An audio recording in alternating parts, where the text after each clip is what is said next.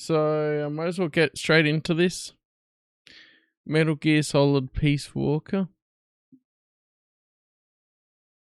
Let's make sure we have audio. Might help.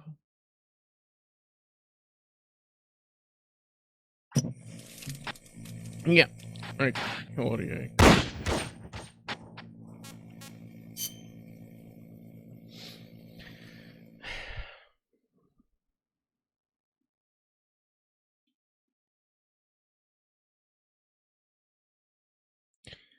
I will have to remember the controls.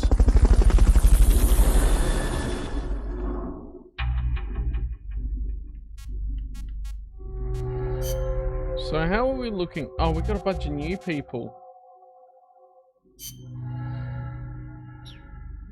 Yeah, you're R&D.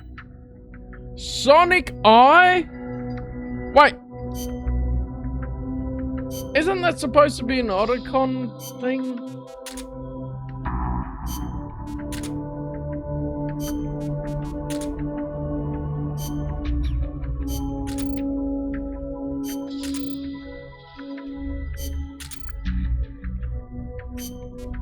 Speaking of medical team.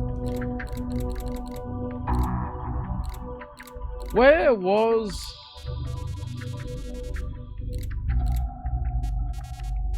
Amanda?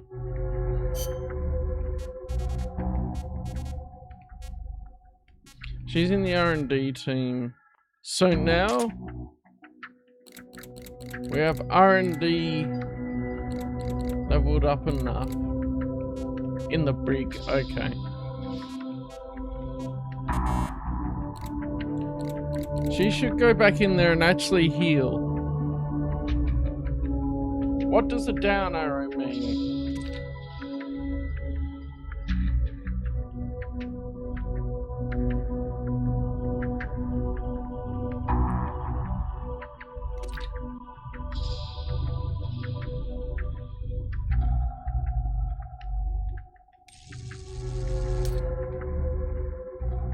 It's neat to have 3D models for everyone.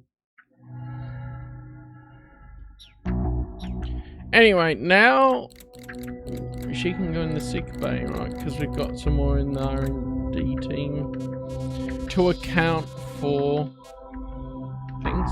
You don't belong in the R&D team. What are you doing?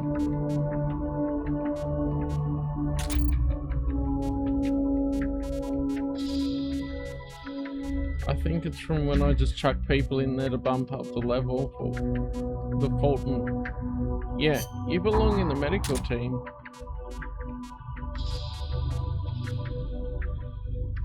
You're not really belonging here either, but you're probably the best here compared to other places. Okay.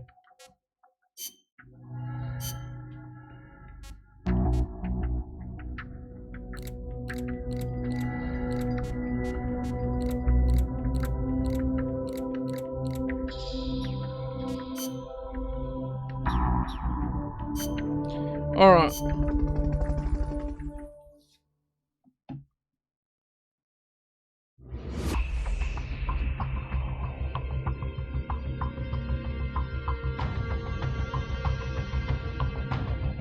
Pupa battle. Oh yeah, we gotta fight another boss. Careful, Snake. I've never seen anything like that, and I've got no idea how to bring it down. Maybe the scientist knows. However you do it, take that thing out.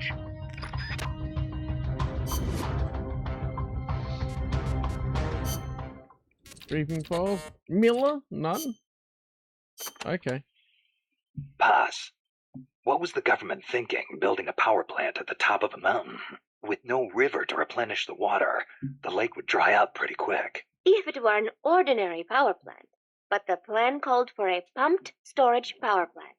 Pumped storage power plant? Kaz mentioned that too. What is that? It is a facility that generates electricity by pumping water up to the lake, then letting it run back down. Huh. Seems Sisyphean to me. If they turned the water into electricity as soon as they had pumped it up, sure. But a pumped storage plant acts as a kind of battery. A battery? For instance, they could pump at night when there is surplus electricity and store it for later use. If they need extra power during the day, They can generate it using water pumped up during the night. I get it. It's a little more difficult to adjust output with thermal or nuclear plants. The thing is, Costa Rica won't have enough electricity to meet its needs. Right now, there is no surplus. Maybe that's what put the brakes on the project. Must have played right into the CIA's hands.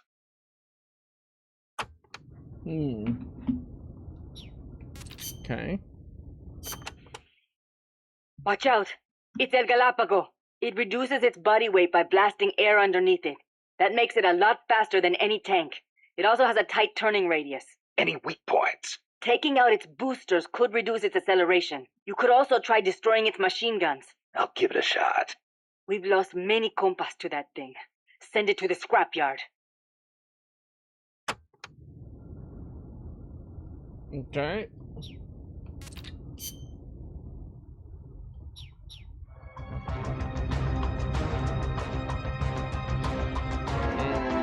Realizing I didn't log into something else that I wanted to.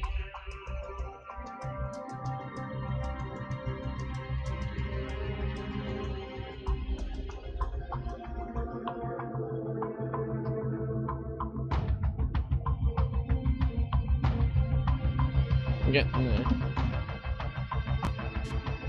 Mission prep. So I'm thinking we don't want all the non-lethal stuff. But twin barrel shotgun, empty mag, grenade. Oh, we got grenades here.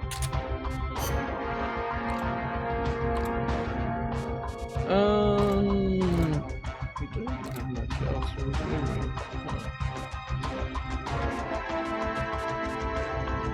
The supply marker's good. We've got rations and chucks.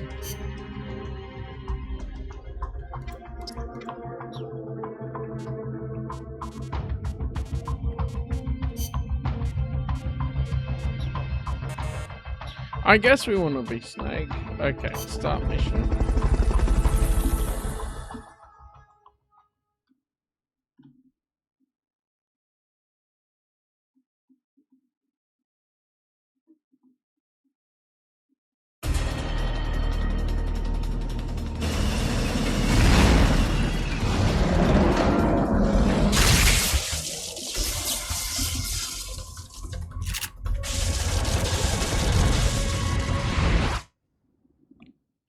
Here we go.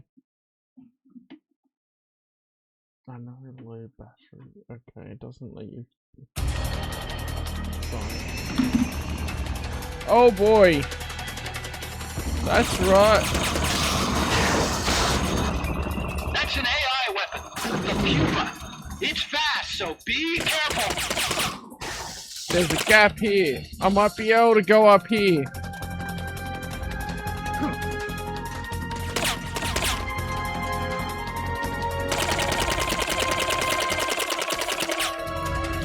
Aim for the cylindrical AI pod. Okay, Otacon.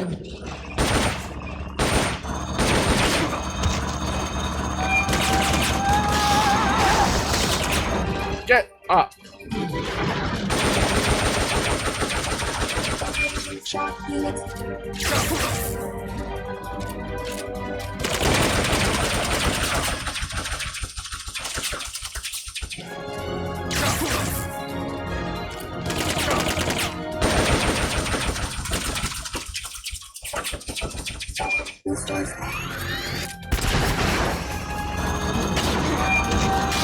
I thought I'd be safe. Engaging shock units.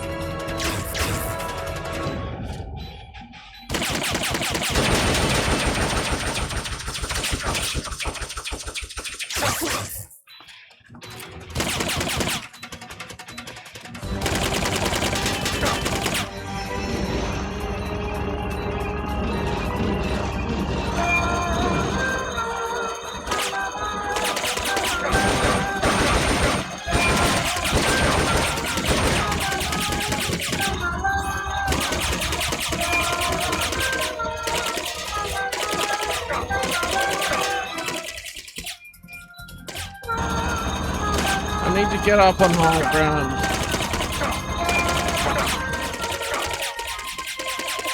Wow, I'm already out.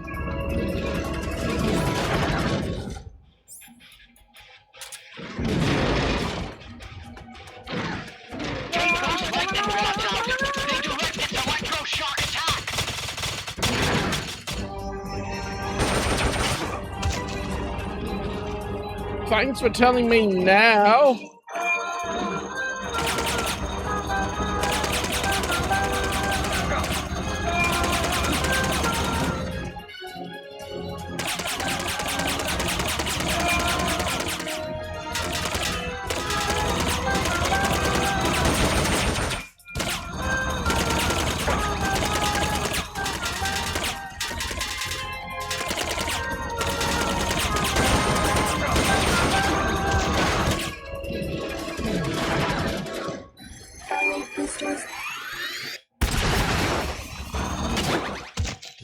Oh, come on.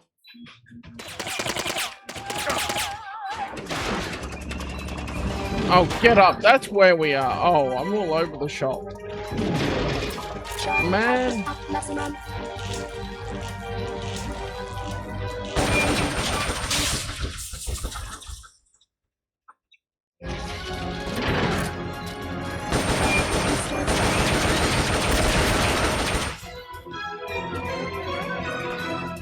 Did it heal? There will be some warning signs when it's coming out.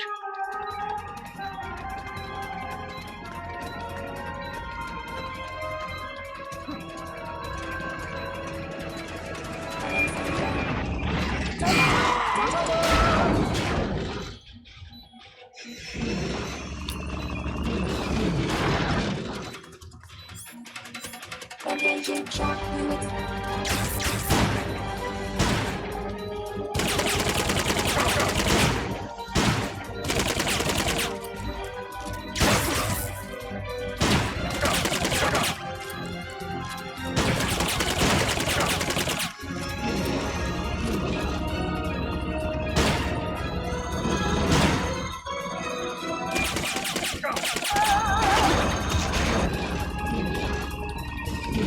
I wish I could fire while laying down.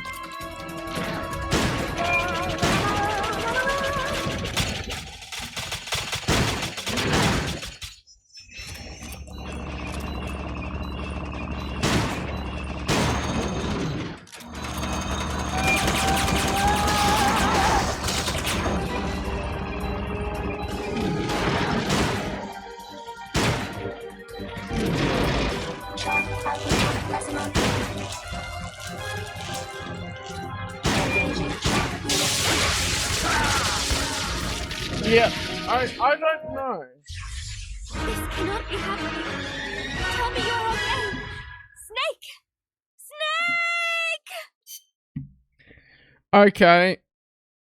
I don't have much of a clue here. Other than shoot that thing.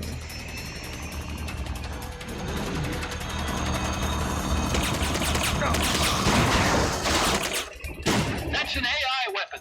The Pupa. It's fast, so be careful.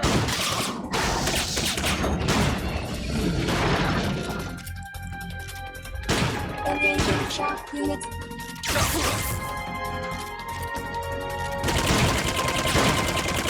Shotgun's not doing very well. Rolling flat to avoid getting hit when it charges.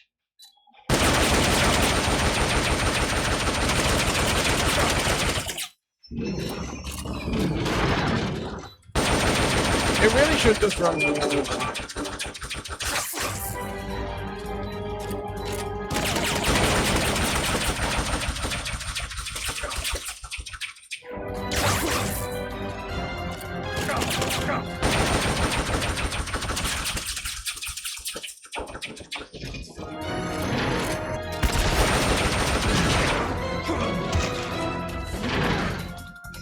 Just straight up tank it. Come on.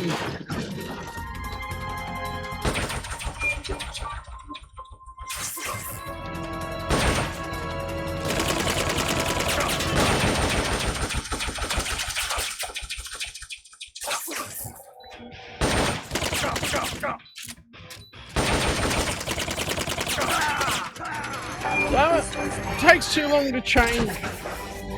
Snake. Come in, Snake. Change the item.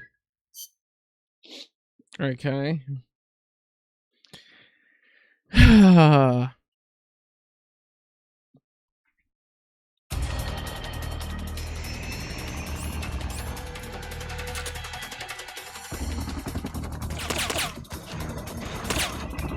That's an AI weapon. The Puma. It's fast, so be careful. Wow. And that didn't even hit me.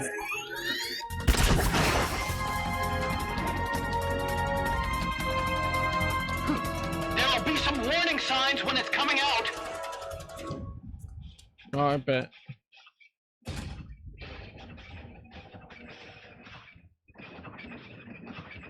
Commencing jump.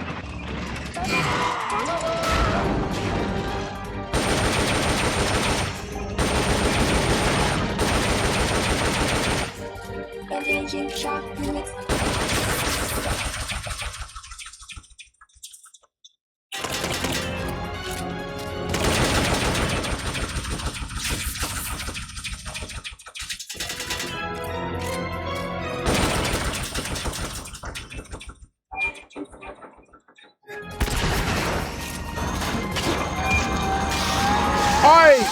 I squatted and everything there. Engaging shock units.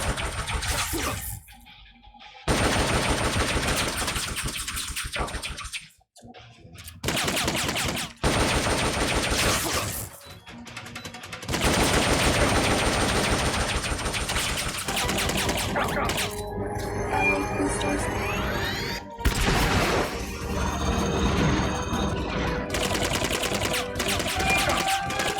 There you are.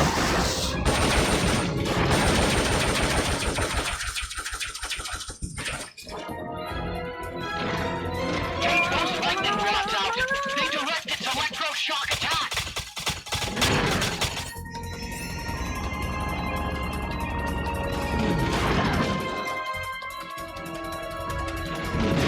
Oh, it's lost as a weapon.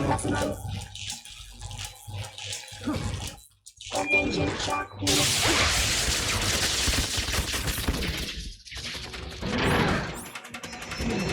Yeah, it's classed as a weapon. Whoops.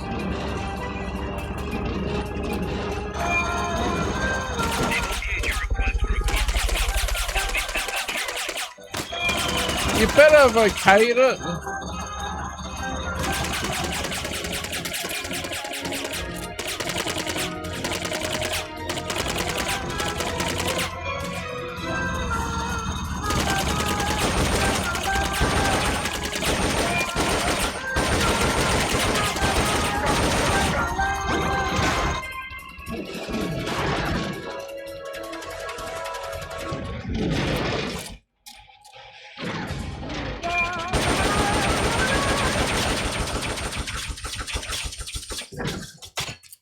Firing boosters.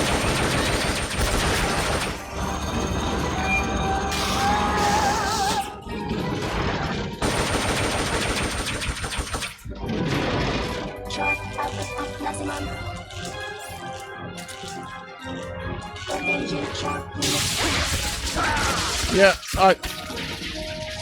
what happened? Oh, I didn't even realize. Wow. Snake! This is a difficult one.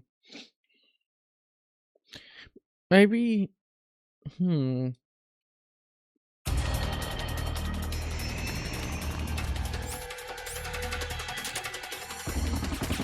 I can nade it a bit. That's an AI weapon. The Puma. It's fast, so be careful.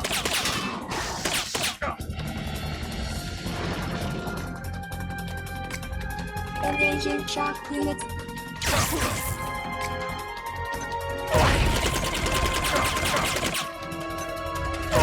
Line flat to avoid getting hit by the charges.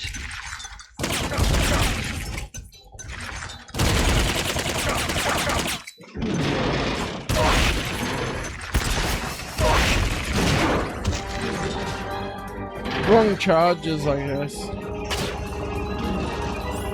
I was trying something different. Didn't work. Power boosters.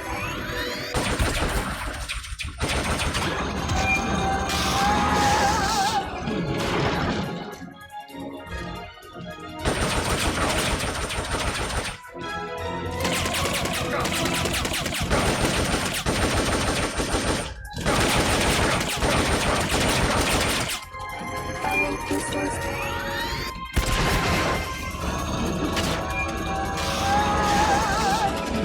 Ow, where am I looking?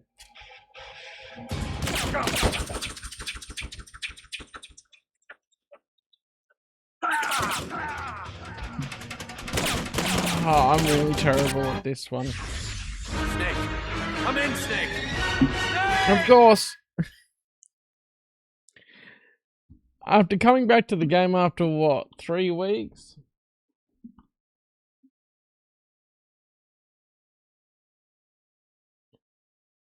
That is kinda the way of it, huh? Oh yeah, I forgot one other thing. I need to set to download implement playlist.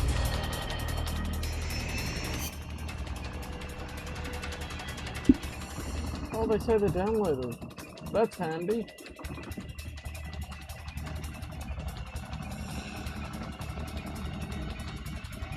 Alright.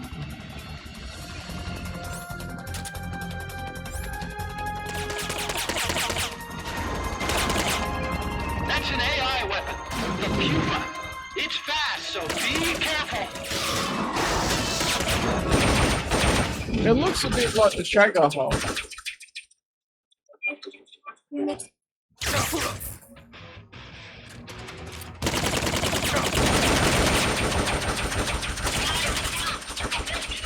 It charges.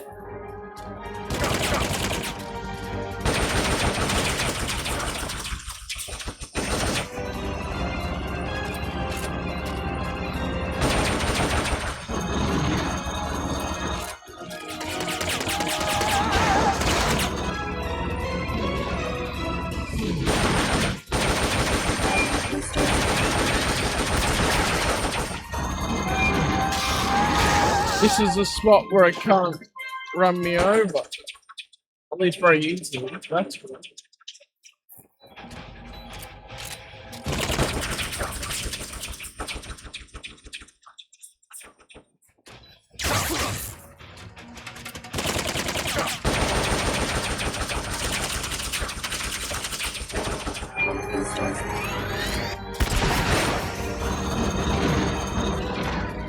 Okay.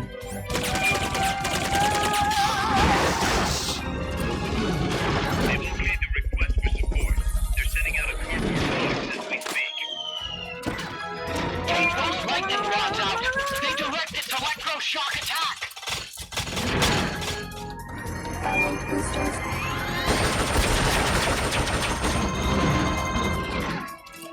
Yeah, I found a spot. Let's ring and go. If I can I blow that up? Shock output on. Engaging shock.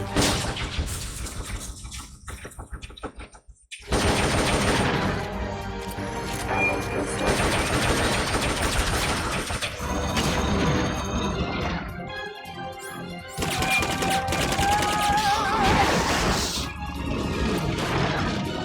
They've okayed your request for a high voltage incoming.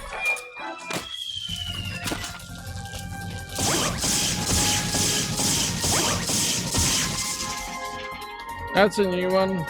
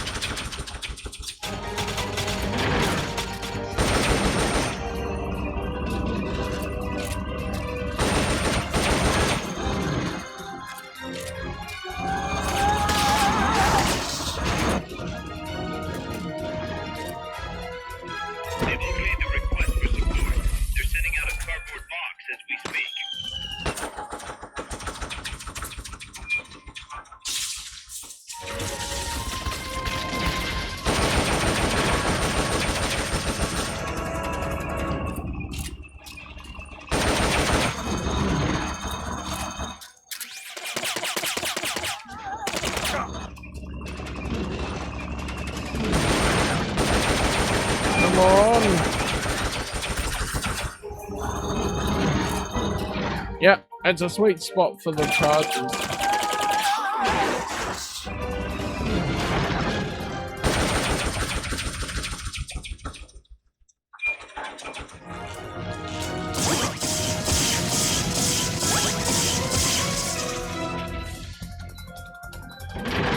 Oh, I've been stunned.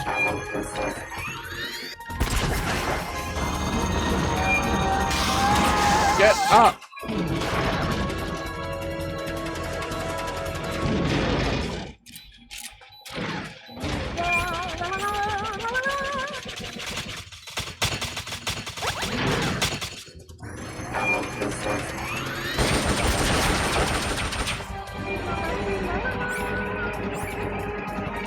There'll be some warning signs when it's coming out.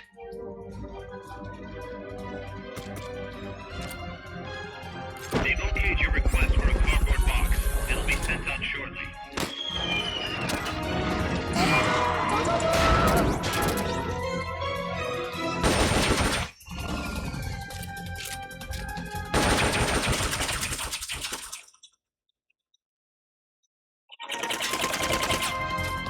This strat's working! It's working!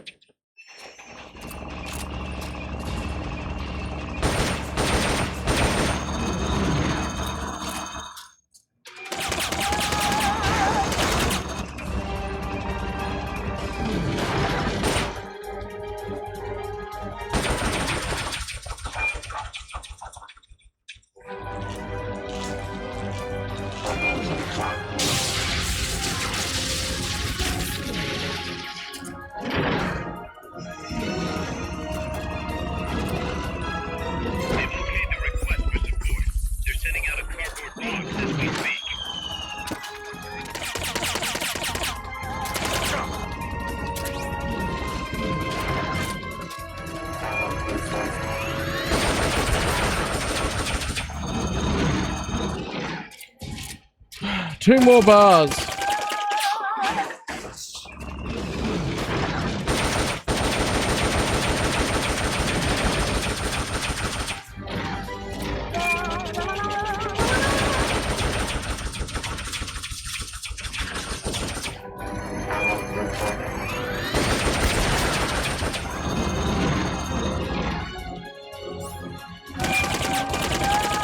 Stick to the strat.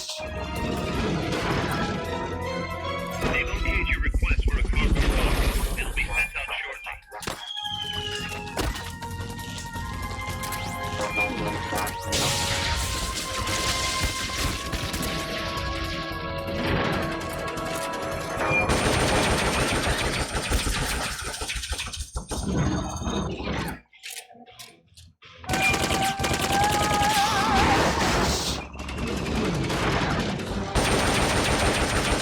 Come on! One more to go. All the action! Climb into the AI pod! Others are dead. Others are dead.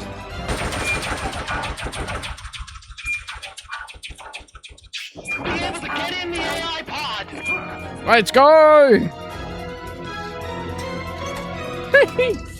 Doink!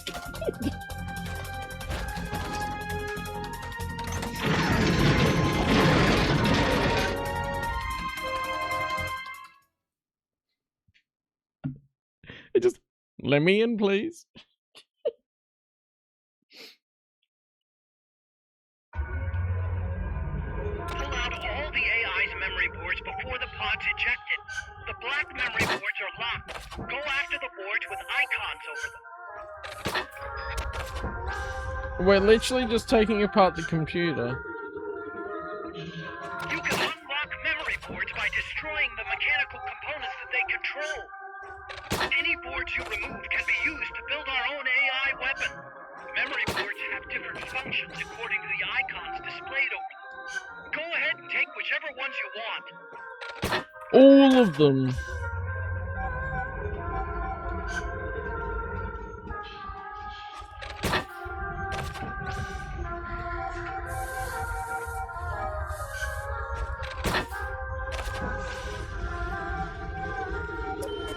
No good! That one's broken!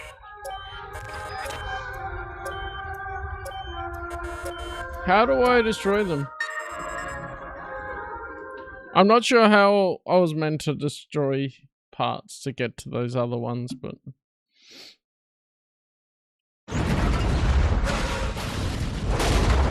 And it blows up just like that.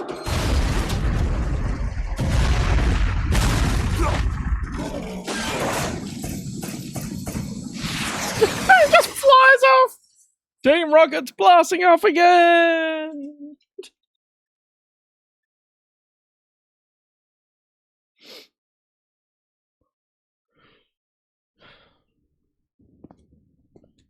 That was an unmanned weapon.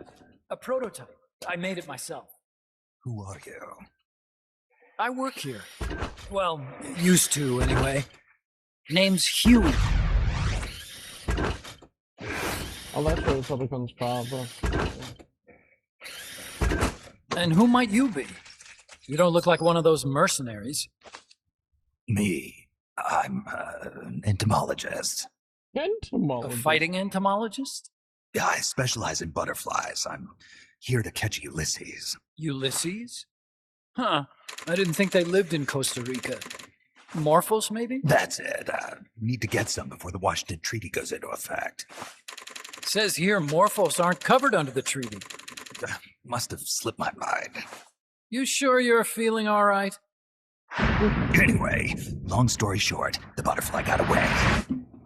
So how about it, Doc? Did you make that big butterfly too? Yes. And no.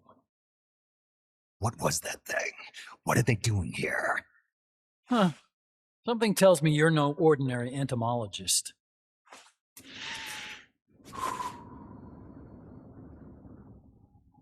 The nukes were loaded on that machine.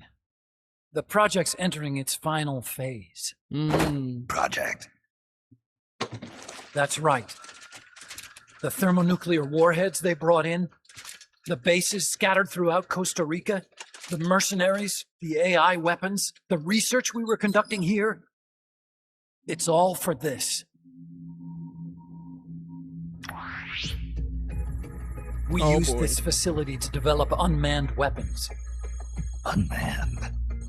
Robots. The one you just fought was a pupa. There's also a flying type called Chrysalis and a treaded type, the Cocoon. Motor control, The pupa target had treads. detection, tracking, attack, capture, and transport functions are all controlled by an electronic brain.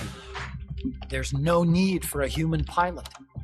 They can only follow simple commands, though. Why build them here? For the CIA. They invited me here a year ago. That's who that guy was. CIA's station chief for Central America. Goes by the name of Hot Coldman. Hot Apparently he Coldman. was some sort of hero back at the height of the Cold War. He's the one running the show. We called it the Peace Walker Project. The name of the game. They're going to deploy a new type of nuclear weapon along the Caribbean coast of Latin America. A mobile, unmanned nuclear platform. Unmanned nuclear platform. A fail-deadly system that can automatically move into position and launch a retaliatory It's not nuclear fail-safe, strike. it's fail-deadly. It can move on its own, and stealth shields it from radar and satellite detection, drastically reducing the risk of it being destroyed in a preemptive strike. And this is the new deterrent. Supposed to be. The problem is the locomotion system. There's no dry season in the Caribbean. It rains all year round. The terrain is full of tropical rainforest. A lot of the time you can't even build a proper road. So I went back to where it all started. What's that? Legs. Walking power. A mobile launcher carrying a thermonuclear warhead even more powerful than the Soviet RDS-220s. That's Peace Walker. Chico's Basilisco. We did the assembly and field testing here. A walking nuke. I sort of borrowed the original idea from behind the Iron Curtain. The missing link between infantry and artillery. Metal Gear. Metal Gear. There it is. Metal Gear. But they'd actually need to deploy dozens of them. Coldman needs funding for that. And to get it, he's planning a test, which will also serve as a demonstration for the folks back at Langley. Wait, he's launching a nuke to prove that his perfect deterrent works? In his words, to prove that if someone attacks us, we will strike back. Put simply, nuclear deterrence is the idea of using nukes to keep nukes in check. If one side launches nuclear weapons, the other is sure to launch theirs in retaliation, which makes launching an act of suicide. In the end, neither side can use its nukes. It's thanks to this doctrine that the world's two superpowers have avoided all-out confrontation. Nuclear deterrence has brought us peace. At the very least, it's prevented another world war from breaking out. But the theory of nuclear deterrence exists only on paper. In reality, there's no guarantee that either side would follow through with retaliation. There's the chance that a preemptive strike could destroy all the missile bases, render them unable to retaliate. But the biggest flaw in the theory is that the decision to retaliate has to be made by human beings. Let me give you a real-world example. Let's say Country X launches first against Country Y. If the people in charge of Country Y are like you and me, they're not going to be able to retaliate, knowing that they're effectively ending all human life. So then the weak link in nuclear deterrence theory is the uncertainty of retaliation. Bingo. And that creates a loophole Country X can exploit to launch the first strike. Which is why we designed the system to be unmanned. With Peace Walker, retaliation is certain. It chooses the appropriate target and launches a retaliatory nuclear strike every time, without needing human input to make the call. Launching a nuclear strike against Peace Walker is tantamount to pushing the launch button against yourself. It closes the loophole in nuclear deterrence theory, rendering our friends in Country X completely unable to launch. What Coleman is saying is that to achieve this goal, we need to demonstrate that retaliation will be carried out by a machine. He will launch his nuke. And then his version of deterrence will be complete. And you believe him? I believe in peace through nuclear deterrence. Why? My father worked on the Manhattan Project. He put his whole life into that research. And all it created was this illusion of peace called deterrence. And then I was born, unable to walk. I had no choice but to face up to the nukes. But if they do end up launching, it'll all have been for nothing. They've got to be stopped. Where'd they take the warheads? To a base near the border. The final test is 5 days from now. Where's the base? You're gonna stop them? It's kind of a hike. And besides, there's a surefire way to halt the project. You see, Peace Walker isn't quite finished yet. What do you mean? It's missing one last critical structural component. The AI. Its brain. The reptile pod, the electronic brain I was working on, can only follow commands like, go there, attack that. I guess you could compare it to the human cerebellum. But for nuclear deterrence to work, it must function in place of a human decision maker. It needs something to analyze the huge volumes of data coming in and select an appropriate target for retaliation. Your arsenal. Hence, it needs the high-level decision-making ability of a cerebrum. The mechanical cerebrum. The hardware configuration is modeled on the human brain, similar to the pod I worked on, but its role is completely different. Where's it being made? A research lab to the north. An AI expert named Dr. Strangelove is developed. Dr. Strangelove? Very hush-hush. Dr. Strangelove? That's where it was. Strangelove was recruited from the States, too. In the field of AI, there's no one better, that's for sure. But man, what a basket case. She hates everybody. Go to the lab and destroy Peace Walker's cerebrum. Bet. I'm pretty sure they haven't finished the final calibrations yet. I'll lend you my ID card.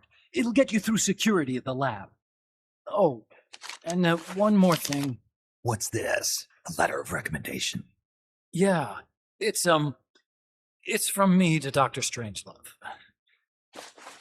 Don't read it, okay?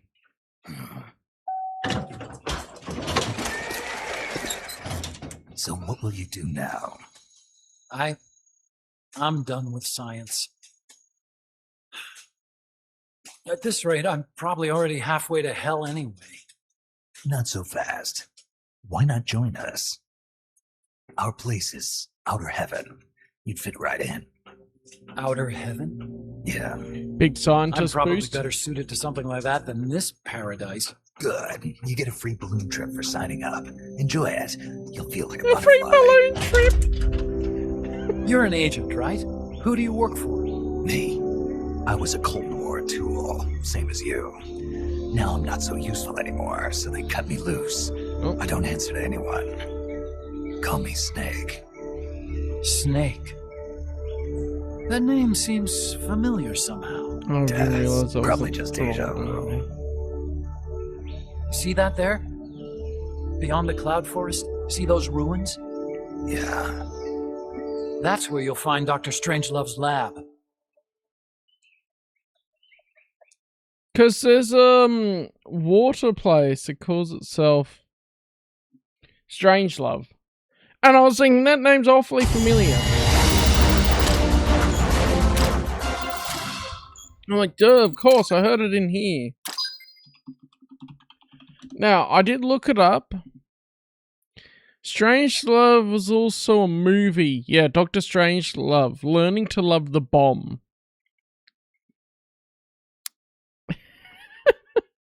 Which is also topical. Yeah, oh yeah. It was a book, sorry. Dr. Strangelove.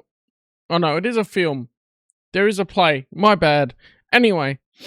Dr. Strangelove, or How I Learned to Stop Worrying and Love the Bomb. It's all got to be relevant now, doesn't it?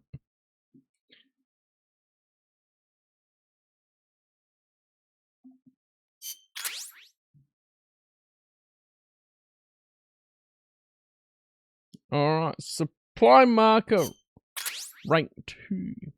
That'd be good. Bunch of stuff. Snake, the doctor's safe here with us.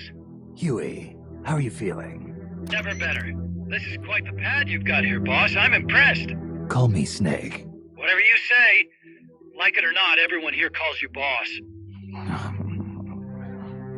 By the way, if you're at all interested in improving your tech, by all means assign me to the R&D section. Yes. I'm pretty sure I'll be of some use. Once we have the necessary materials and blueprints, we can start work on that bipedal mech.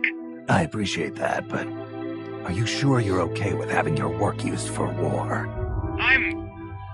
I'll be using it to keep past mistakes in check. If I can help thwart the Peace Walker project, I'm happy to do it. Deterrence theory, Huey style, huh? Anyway, if you need any intel on the enemy's weapons or electronic brains, contact me. I've been given my own frequency. Sounds good to me, Doc. I'll do that. Good. Whatever the means, you must put a stop to their plans. Alright. Hey, boss, you mind if we powwow for a sec? What now? MSF brand rations? Actually, that sounds... No. With all the men we have now, it may be time we started sending some of them to other countries. You mean dispatching marks? How else are we going to keep feeding the crew we have? I know. You're right. Okay, to deploy troops, select Outer Ops from the Mother Base menu. If it goes really well, we might even get new recruits, weapon design specs, or leads on new missions. We can deploy any vehicles or large-scale weapons in our arsenal as well. And if things don't go really well? Yeah, we could lose men. I won't try and force you. You're the one calling the shots here, boss. Okay. Personnel report arrived. Go back here.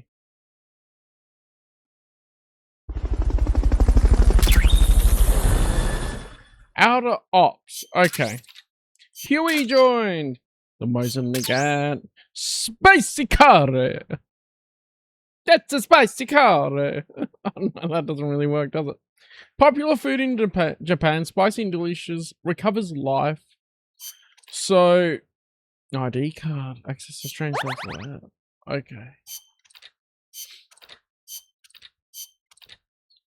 Our parameters are going up. Nice. Yes, 2 in the brig. Persuaded into recruitment. So let's get these guys first. So, oh, yes, R&D 100% for him. Here you go, medical. Here you go, combat. Now let's check all of these. I am thinking that I could shift Miller.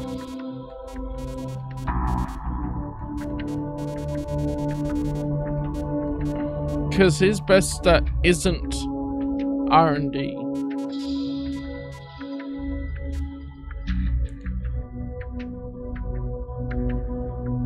I could chuck you in medical because we want to get Amanda healed, right? Look.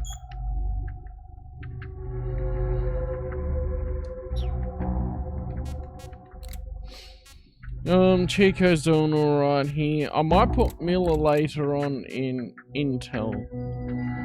Because our food's 122%. That's still alright.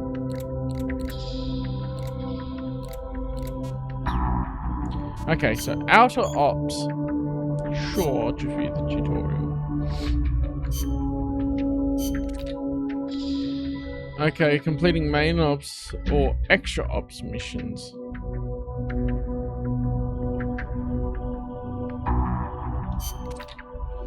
If soldiers victorious are gaining experience and bring greater amounts of goomp, you can also obtain rewards in your recruits from the areas you help.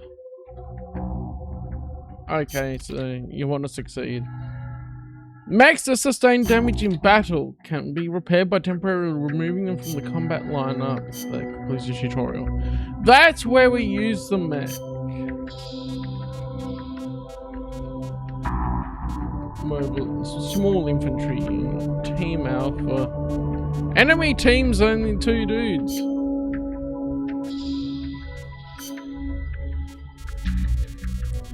Oh, you got a whole bunch of different stats here. Well, you gotta go. You're really good.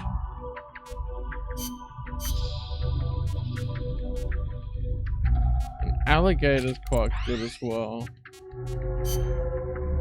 Do I send 4 dudes? I think so. Send a couple of the lower level ones. Sheep and... Easy, so pair 2 better ones with 2 lower ones. That should work, right? Then there's 4 of these dudes. Okay.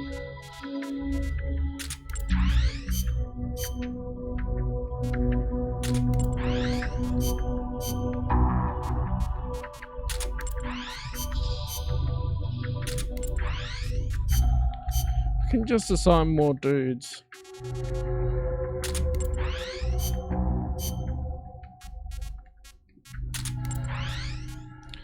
One, 2, 3, 4, 5, 6.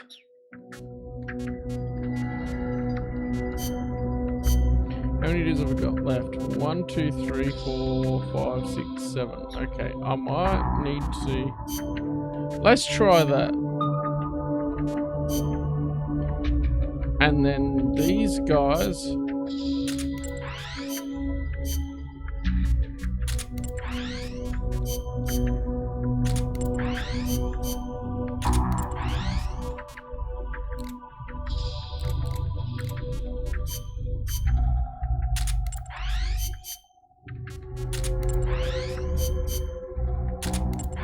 They should be able to do it, right?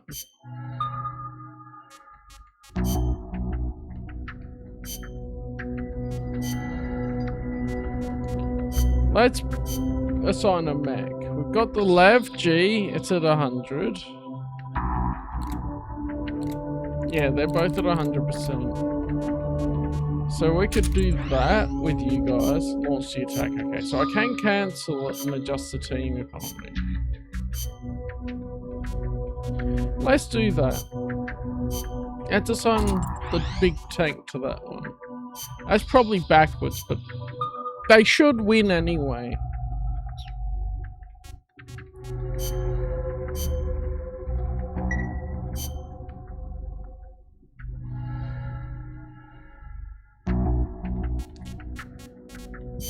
Okay.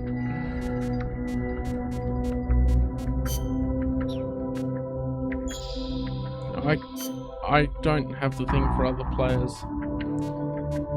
R&D. Let's see. What can we develop? Sonic Eye.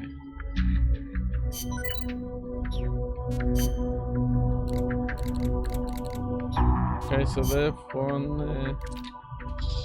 Letter to Strangelove entrusted to Snake. He made it clear he didn't want it to be read. It's a love letter.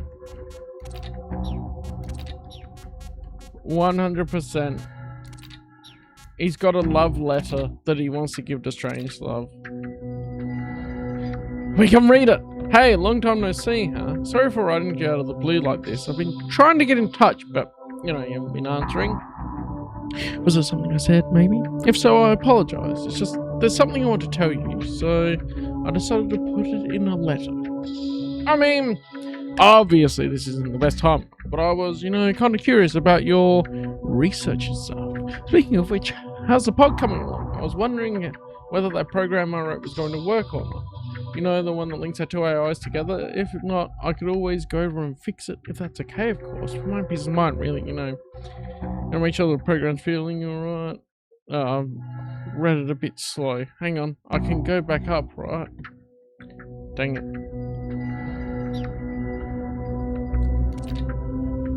Let's restart that. I was reading it a bit slow. And this game's all about the lore.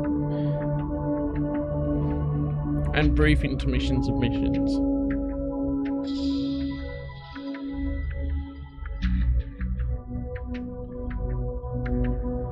Yeah, research and stuff. I was wondering if the program was going to work or not.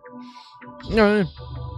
If it's not, I could always go over and fix it, if that's okay, of course. For my own peace of mind, really.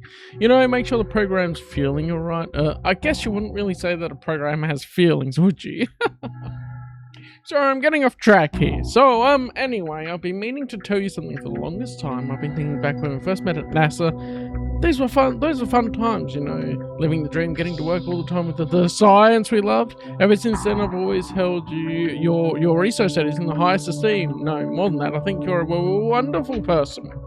Sorry, I don't even know what I'm trying to say here. So when you disappeared from NASA all of a sudden, I was devastated. So it finally dawned on me, I need you. For my research, you see. I mean, no, well, yes or no, it's hard to explain. Anyway, when I saw you again in Costa Rica, I could hardly believe it. I thought maybe it was a fun intervention or something, you know, like it was written somewhere that we were meant to be like this. You and me, the two of us from now on, you know, just you and me doing research together. I mean, not just research. Well, there is research, of course, but research can have so many different meanings, can't it? I'm rambling again. Sorry. But we don't have much time left. When Peace Walker is finished, that's it, right? That's the end of the project. So what I'm trying to say is, Peace Walker is kind of like something we created together, you know? When it's finished, then we'll... I know, we're not done yet. Need to finish it first, right? Yeah. Until we do, I just hope you won't disappear on me like you did last time. Sorry for taking up your time. I wish you the best of luck with your research. Your dear friend, Huey. Yeah. It's a love letter. But he doesn't know how to say it. And then it goes back. Alright. I read it. He should expect that. Also, I haven't really been looking at the side ops, I've just been doing the main ones.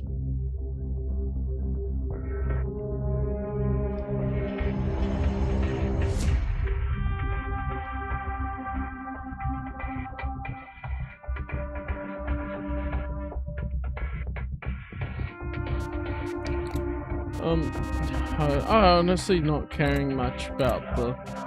There's a new font recovery. I might care about that one. Let's get this mission started. Complete the mission and proceed to the Fulton recovery point so we can get you back alive and well. Good luck out there.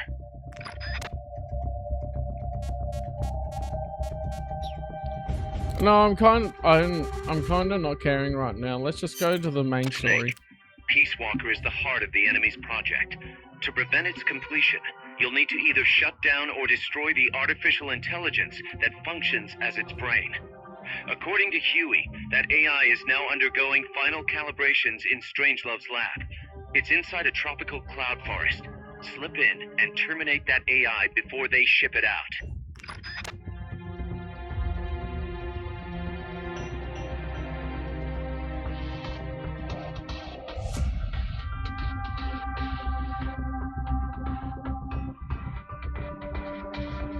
Alright.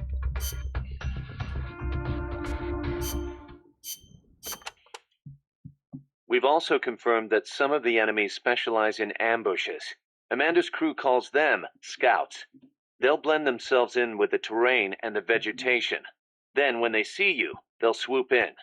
They fight pretty much like commandos, and will use clearing techniques to flush you out. In addition to wielding normal weapons, the scouts also carry wires. Sounds like these guys know their CQC. Could be. We've been getting reports of CQC attacks being blocked by wires. Stay alert. CQC being blocked? How dare they? Are there any large-scale ruins in Costa Rica, Paz? There is a place east of Cartago called Guajabu. They have ruins there, but they're not especially big. Not the place I'm thinking of. Any others? Well, if you go a little way across the border into Nicaragua, there's a place called La Fortaleza de la Inmaculada Concepción. That is the only famous one. Then what were those ruins I saw from up on Irasu? There are a lot of things we still do not know about Costa Rica's ancient civilizations.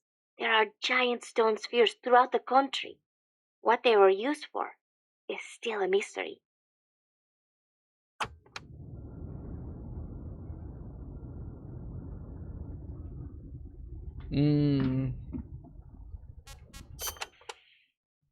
The cloud forests cover the central mountainous region of the country. They are perpetually shrouded in fog. You get wet just standing there. It is as if the entire forest is inside a cloud. Must make for poor visibility. It does, but beauty too. It is like being lost in some mystical green labyrinth. I'd rather not get lost, if that's okay. The forests are also home to lots of rare animals. Does it taste Especially good? bright-colored frogs. They like the humidity. Yum yum. Oh. You know that butterfly painted on Peace Walker? Any idea what that is? It is a morpho. A Palladius morpho, if I'm not mistaken. A lady's morpho. Uh-huh. It is the most common type of morpho in Costa Rica. Huh. It has these gorgeous metallic blue wings that shimmer in the light. You can see them even from a distance. You mean they reflect light? Correct. It is called structural color. Morpho scales have tiny bumps on them that interfere with the light and make them look blue. The space between the bumps corresponds to the wavelength of the blue light. Let me see if I get this. So if you could change the spacing, you'd end up seeing a different color. That is the principle. I heard somewhere it is being researched as a way to color cloth without dye. Think of the camouflage you could make with that. Is that all you can think of? Hey, it's important. What I don't get is why they'd put a butterfly on Peace Walker. Maybe because Octo it looks camera. pretty. I hope that's all it is.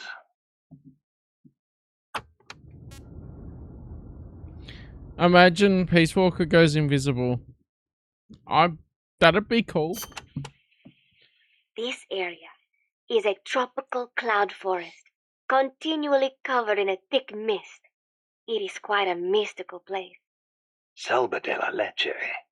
Forest of milk. I can barely see in front of me. There you go again. The forest is basically sitting in a cloud, so of course it's going to be hard to see. But you know, the cloud forest is the only place many exotic creatures can live. Well, if they're not edible, I'm not interested. Snake, I'll have you know people travel from all around the world to witness Costa Rica's unique fauna. And they are edible. Prove me wrong. Snake, watch out for the frogs. Why? They bite? Relax. No frog's ever eaten a snake. Although, I've feasted on a few frogs' legs myself. But they are dangerous. They are poisonous. Poisonous? Poison dart frogs live up to their name, I assure you. Their poison is so strong. The Indigena use them to make poison-tipped arrows. Some secrete poison through their skin. Even touching them can be dangerous. So don't go petting them or anything. So I can't eat one? I am warning you. That's what we want. Hungry snake. From here on in, you'll be in a cloud forest. The ground is covered in vegetation. You'll have plenty of hiding places, but so will the enemy. I'll keep an eye out for scouts. Trying to force your way through would be suicide. Know the enemy's location before making any moves. Too bad you don't have some sort of radar. I could try night vision. Once you know where an enemy is, decide how you want to handle him. You could get into his blind spots. Or drop him from a distance before he even has a clue someone's around. An eye for an eye, right?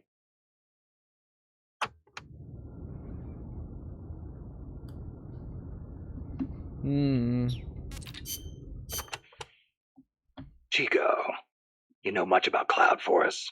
Not that much. All I know is there's a world of difference between a rainy rainforest and a foggy cloud forest. But they have some things in common. Like, for instance, you gotta watch out for poison dart frogs.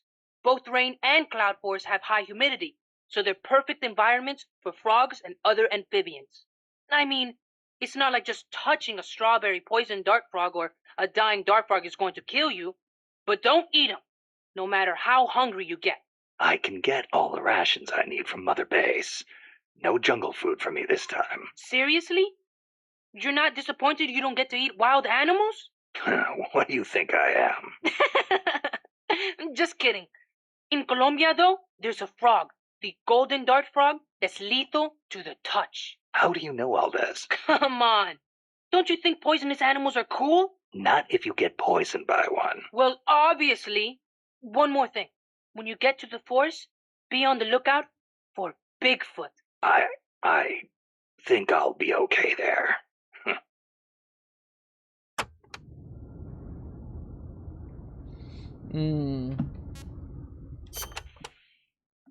Bigfoot is an ape-man that lives in the Rocky Mountains. In the local Indian language, he's known as Sasquatch. And get this, he's over 3 vara. Can you believe that? So he's kind of like a gorilla? Completely different. Even the biggest gorillas only get to about 2 vara, and they walk on their knuckles. Bigfoot's big, and he walks on 2 feet, like people. So he's more man than ape? Probably. His ancestors must have split off from humans at some point. Like before they started using tools and stuff. Yeah, but aren't the Rockies kind of far away from here? Not that far. According to Darwin, humans came all the way over here from Africa. Plus, there have been sightings in Venezuela of an ape-man called Mono Grande. Costa Rica has tons of plant and animal species.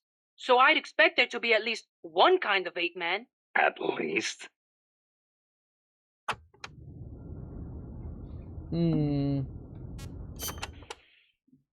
Gotta admit, I've never heard of Mono Grande. Yeah, he's not as famous as Bigfoot. He's similar, but he lives in Venezuela. He's not that big, less than 2 vara, but he's way more ferocious than Bigfoot. I wonder just how mean he is. Like when he catches his prey, does he punch it to death? That's the law of the wild. You catch your prey, you kill it, and you eat it. Yeah. But punching is way more ferocious than biting. Well, maybe it seems that way because that's what humans do. You really love UMAs, don't you, Chico? Do you know what I think? I think UMAs should be dangerous. Otherwise, where's the fun in hunting them?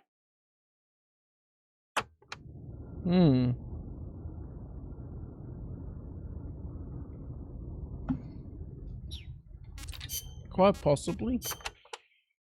Lots of Doc, Fury stuff now. I'm starting to sense your feelings about nukes are a little different from your colleagues. How do you mean? Your little chat with Coldman back there. I told you my father worked on the Manhattan Project, right? You're familiar with it? The basics, yeah. It was the project that kicked off the nuclear age. That's right. Some of the finest minds of the 20th century, including multiple Nobel Prize winners, worked on it.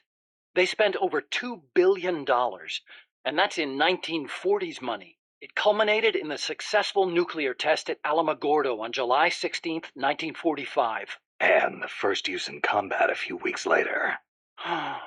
Doc? I can't walk. What? My spine isn't shaped like everybody else's. I can't move my lower body, so I've never taken a single step, not since I was born. What's that got to do with your dad being in the Manhattan Project? As a result of his research, my father was exposed to high doses of radiation. It can't be a coincidence that my chromosomes are messed up. That's why I didn't want for these nukes to be another sword of Damocles. I wanted to give them a real purpose, to be a deterrent against war. Doc. And Coldman, we have to stop him, whatever it takes. Of course. Oh, okay, we're here. Hiroshima, Nagasaki. Nagasaki. August 6th, 1945. Hiroshima. August 9, Nagasaki. The atom bomb attacks on Japan. My father was married to his work. I don't have a single memory of going places or doing stuff with him on weekends. But even as a kid, I knew on some level that it was for his family. I respected him. My mother used to tell me all the time, "Your father is a brilliant scientist. He saved countless American boys from death. You should be proud of him." Yeah. You could say the war ended because of those bombs. When I was in the 5th grade, a Japanese student transferred to our class. She showed me photos of Hiroshima after the bomb. I couldn't believe my eyes. A city of over 350,000 people reduced to a scorch mark on the ground by a single atomic bomb. Houses blown off their foundations, burned to ashes. The only things left standing were the skeletons of steel-framed buildings. And it wasn't just the buildings. Blackened corpses on the side of the road. Survivors covered head to toe in severe burns. Within a few months, over 70,000 had died in Nagasaki, twice that in Hiroshima. For years after that, I couldn't talk to my father. Couldn't even stand to look at his face. I know how you feel, Doc. But your father's your father. If he hadn't worked on that project, my body wouldn't be like this. I could be researching something else. I could have lived a normal life.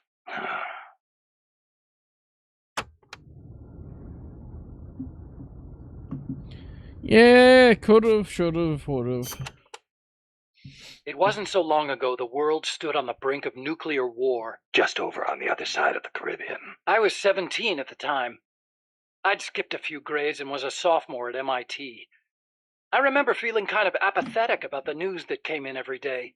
It seemed clear to me that as long as they had a grasp of the concept of nuclear deterrence, there was nothing to fear. Either that, or they were feigning that fear on purpose. As a way to secure a bigger defense budget?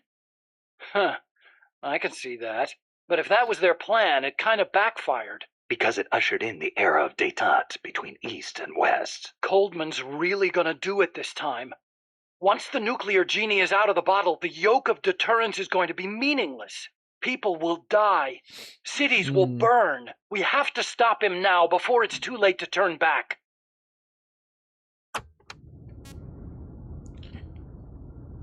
So thinking of, yeah, settings, controls. I wonder if I can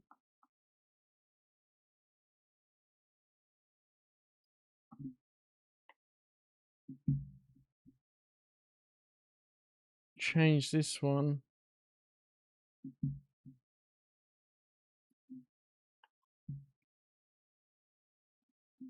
I might be able to get camera controls on the right analog stick then.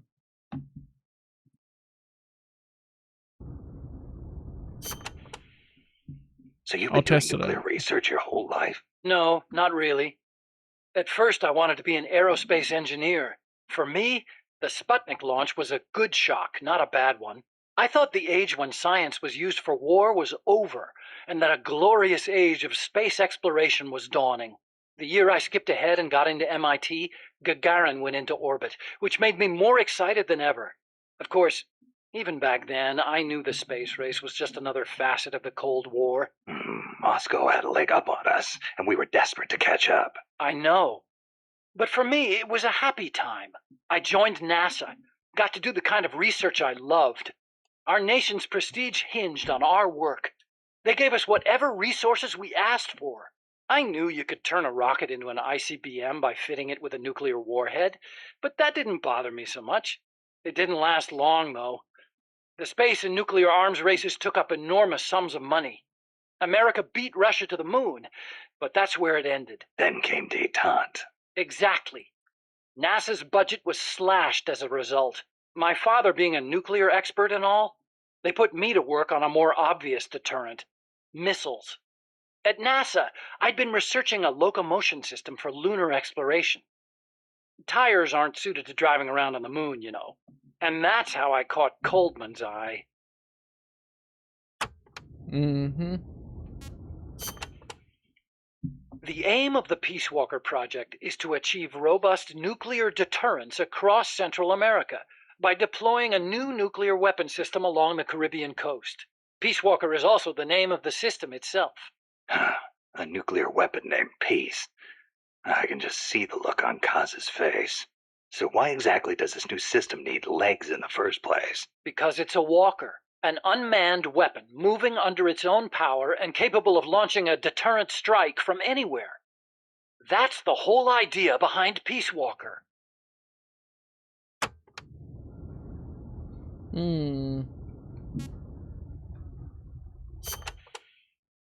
The reason Peace Walker is a mobile nuclear weapon system is to maximize its potential as a nuclear deterrent. How so? If need be, Peace Walker can stay constantly on the move so that the adversary can't pinpoint its position.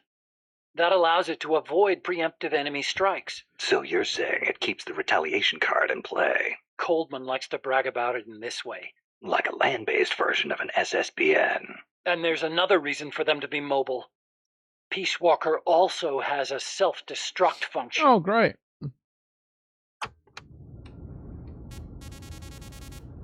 Yeah, we're gonna be here for a bit listening. Why would Peace Walker need a self-destruct function? You saw it, didn't you, Snake? That sphere on Peace Walker's head? Yeah? That's a hydrogen bomb. What? You're telling me that thing's a thermonuclear device? Do they have any idea what kind of destruction that thing would cause? I know, it's crazy. I mean, even overkill has its limits. If it's strategic value they want, they could have gone with something smaller. It's like they want a weapon on par with Russia's Tsar Bomba. This arms race is running way out of control. It's an evolutionary dead end. A saber-toothed tiger. You can't load a warhead that big on a missile, of course, and no strategic bomber could carry it. That's where Peace Walker comes in. So, it waltzes into enemy territory carrying a hydrogen bomb and blows itself up. Christ.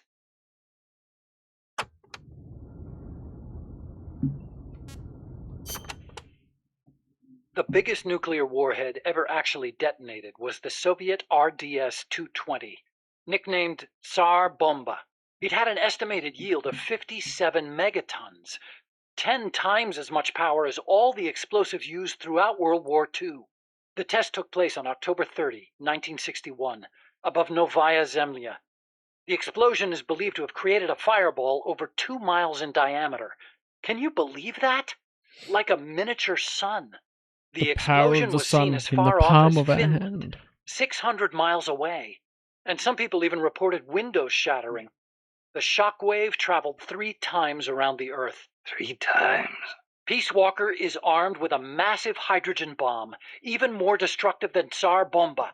It can sneak into enemy territory, lie low, and in the event of an enemy nuclear strike, detonate itself in retaliation. And the locomotion system that lets it do that? My research. Snake, those legs were supposed to make my dream come true. Now they're about to jump the fence of nuclear deterrence. You have to stop them. I'll apply all my energy into developing weapons and equipment to help you do it. Sounds like a deal.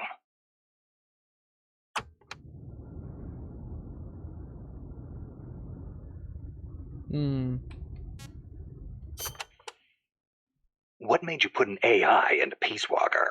Well, for one thing, because it can't be manned. Peace Walker's designed to enter enemy territory and blow itself up, if necessary. You can't put a person inside a weapon that could blow at any time, can you?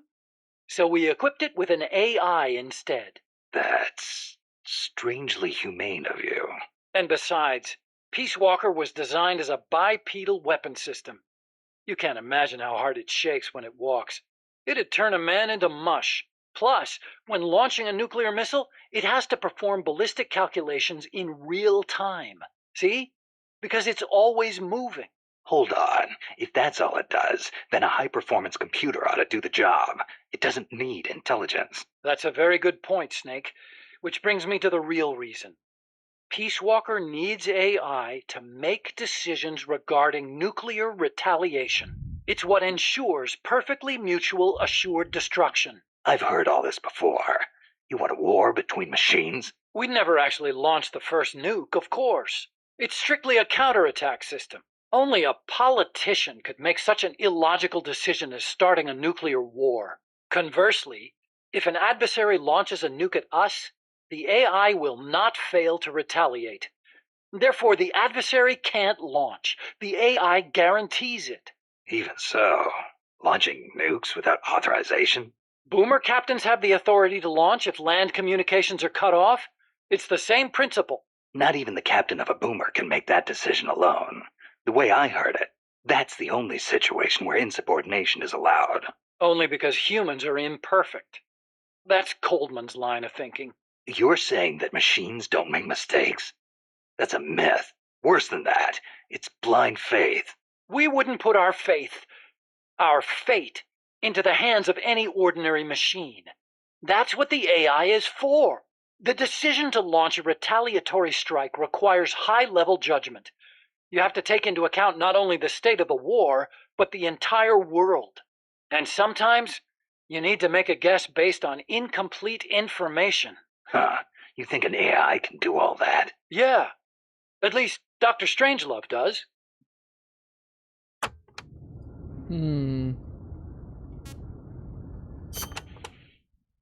Peace Walker is fitted with several close-range weapons. We'd also planned for it to be able to enter enemy territory and self-detonate. Wonderful. What exactly are we dealing with here? Well, the flamethrowers for one thing.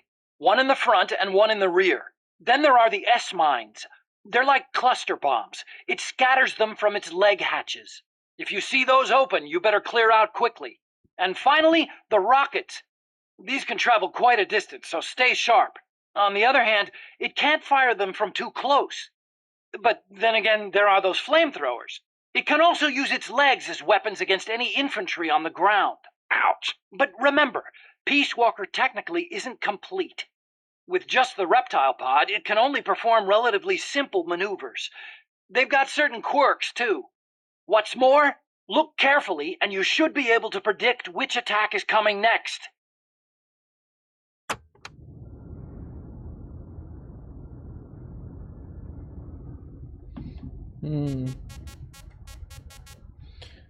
Dumb AI, huh?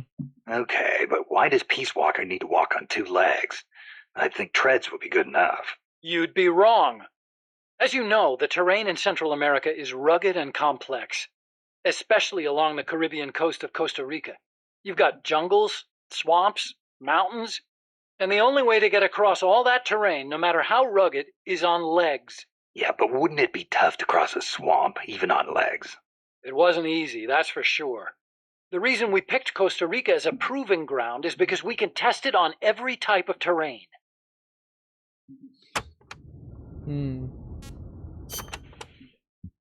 This Peace Walker project the CIA's talking about. You believed in it, huh? Yeah, I believed. Actually, maybe I just wanted to believe. What do you mean? Here's how Coldman explained it. Peace Walker's a weapon for peace. One to ensure true nuclear deterrence. It'd be the anchor to bring stability to Central America. He told me, the nuclear weapon system you've built will never be used. It will forever stand vigil as an icon of peace. And to achieve that, he needed my bipedal locomotion technology. To be honest, I was flattered. Flattered? Wouldn't you be? My colleagues in the scientific community have never taken me seriously. They told me bipedal locomotion was a pipe dream, that it'd never amount to anything. It was the first time anybody recognized my work. How could I not be happy? And besides, it was my chance to surpass my father. To create nukes for peace. Or so I thought, anyway. But Coldman's really going through with it. Yeah. Makes perfect sense, really. No one would give the project any notice unless they could prove that an unmanned system is capable of launching a nuke.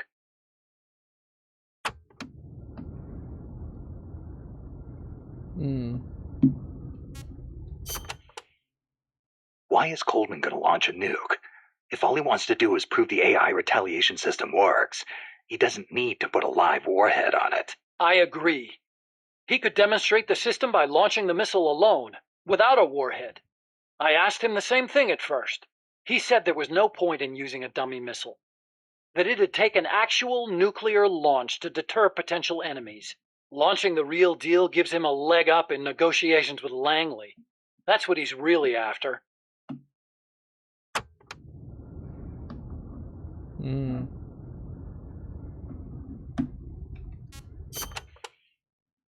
I based the bipedal locomotion technology used in Peace Walker on Soviet research. Actually, I'll be honest with you. I stole most of the basic ideas behind it. Soviet? Bipedal? You mean Granin? You know him? Yeah. I met him at his lab in Russia. He helped me out a little bit. You met him? What were you? He was head of the Granin Design Bureau, creator of countless Soviet weapons. I'd hit a wall in my research at the time. Granin's ideas solved nearly all my problems. There's nothing unusual about using somebody else's work to further your own research, is there? As long as you cite it, yeah. But I wasn't in a position to do that. His research was classified at the highest level. Soviet research, no less. So you used it without telling anybody? I wanted to show up my colleagues for once. The ones who never took me seriously. But you reap what you sow. Coldman seized on that vulnerability. Told me if I quit the project, he'd expose my larceny. He had you by the balls, Doc.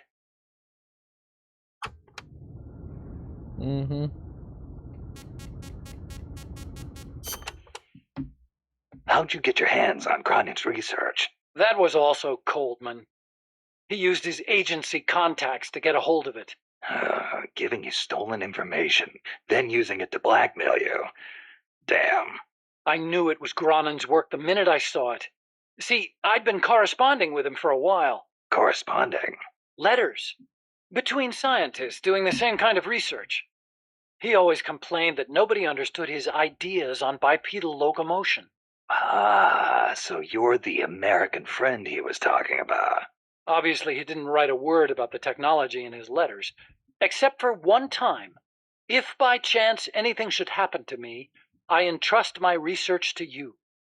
Better that than handing it over to these ignorant so-called scientists. Sounds like him, all right. Then one day, his papers actually came. It wasn't hard for me to imagine what had happened to him.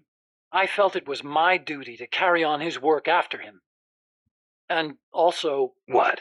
I thought maybe combining his technology with mine could be a way to bring East and West together, like the docking of Apollo and Soyuz. It'll never make the history books, and it's still not a reason to plagiarize. You're right.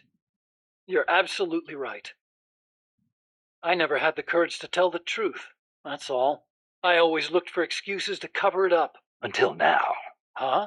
You told me everything. You're no longer a coward.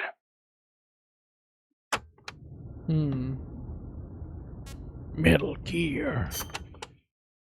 Metal Gear. Huh? What about it? You mumbled that when I first explained about Peace Walker. I'm curious what it meant. Exactly what it says. Metal Gear. Granin coined the term. Granin did? He thought of his technology as the metal gear that meshes infantry with artillery. I like the sound of that. Metal Gear. It's got a nice ring to it. Better than an outright lie like Peace Walker, anyway.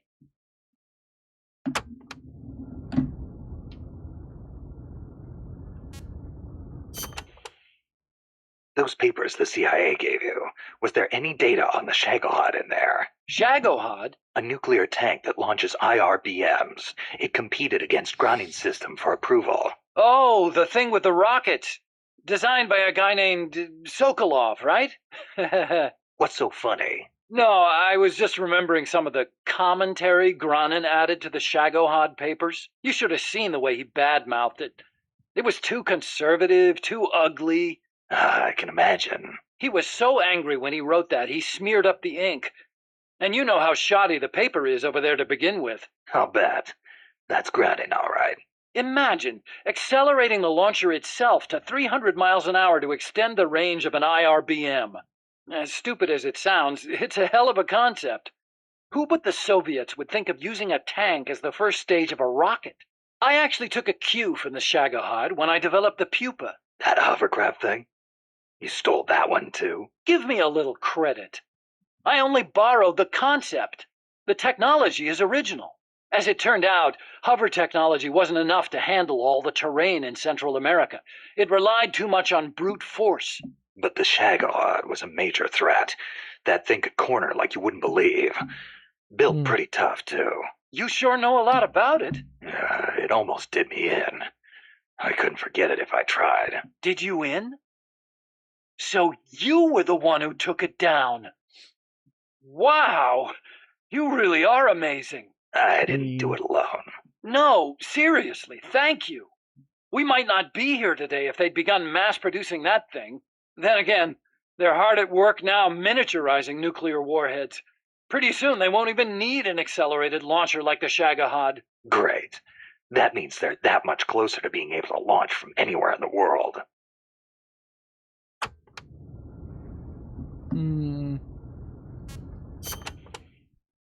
Chico called Peace Walker the Basilisco. Basilisco? Oh, right, Spanish. That's funny. I once used the codename Basilisk for the Peace Walker platform myself. What for? The class of lizards called basilisks can walk atop any type of terrain. In a pinch, they can even stand up on two legs and run across water. Perfect name for a system that can walk anywhere in Central America, right? Plus, there are the legends. What legends? The basilisks of legend were highly venomous creatures. There's a story told by the ancient Romans. A knight slew a basilisk by piercing it with his spear. The creature's poison seeped up the spear and killed both horse and rider. Remind you of anything, Snake? Nuclear deterrence. Bingo. Kill it, and you die along with it. Your hands are bound. I wanted Peace Walker to be like that. You should know that people aren't that rational. Sometimes people do things that don't make sense, even when they know they're going to die. Or maybe it's because of that. Maybe you're right. But that's exactly what I don't understand.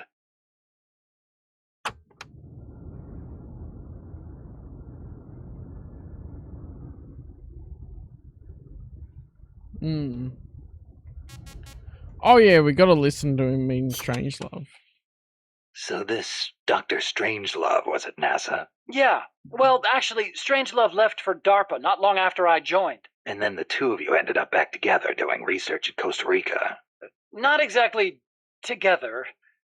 We coordinated on a few things, but the research projects themselves were separate from each other. We had it worked out so that Dr. Strangelove handled the mammal pod, Peace Walker's cerebrum, while I did the rest. That letter, something to do with your research? Huh?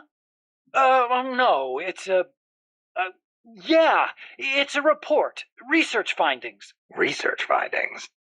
Anything in there we could use against Peace Walker? Nothing. Nothing at all. Just don't read it, okay? Promise me you won't? I read it already. Okay, so we get 2 more people to talk to us. File library. Are we finally gonna play a mission again?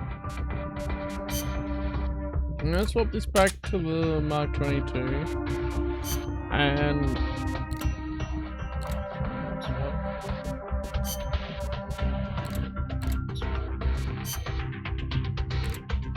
I have to replace the M1911A1 to use the Mosin Nagant, I don't think that's gonna be worth it, let's be honest.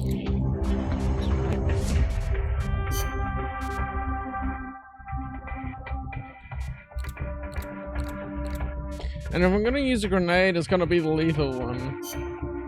Oh yeah, I can add, what did I have? I can put the smoke grenade on. And what do we want to do? Surrounded indicator. I don't use the camera. ID card for Strangelove's lab. I'll need that. Analyzer. Oh yeah, the spicy card.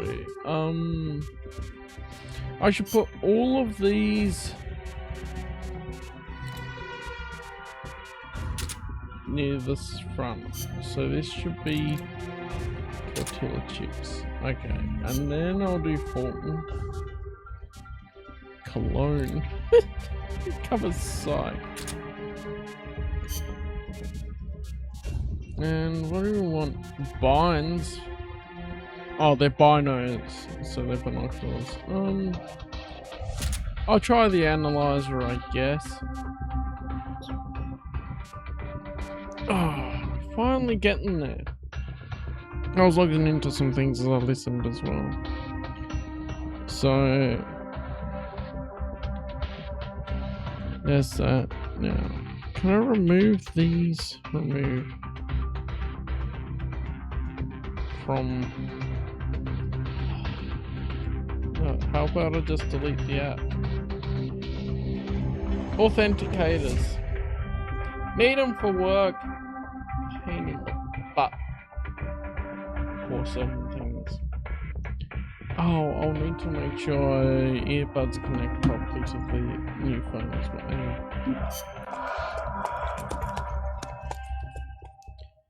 I'm getting there. I like how I sort of process the information. Chapter 2! We're on to Chapter 2! The Phantom Hero. Chapter 2. The Phantom Hero.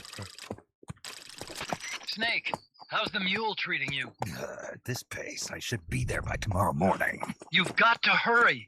The AI could be completed any time now. It'd be nice to have a guide. Already on it. I've enlisted Paz to help you. She knows the jungle pretty well. Snake, I know you are an expert in survival, but you need to stay alert. You are in an ancient jungle so foggy you can hardly see the trees. It is home to 2,500 species of plants, including 400 types of orchids. There are also 500 species of butterflies and over 400 species of wild birds.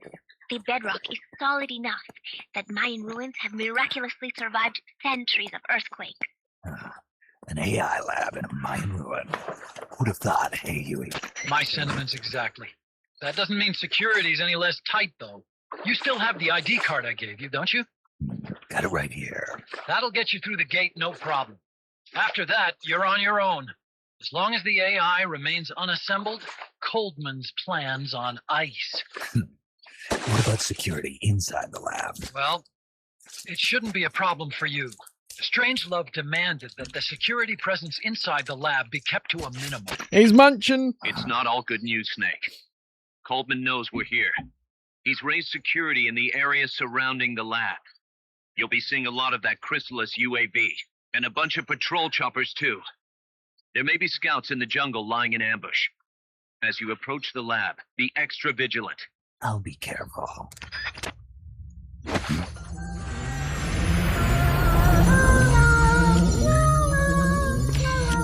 The flying one, of course.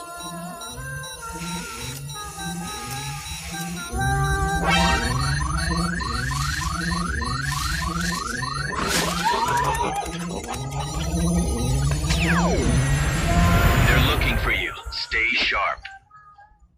Snake, Strangelove's lab is a few miles to the north. It won't be long before the AI is complete. Don't let that happen.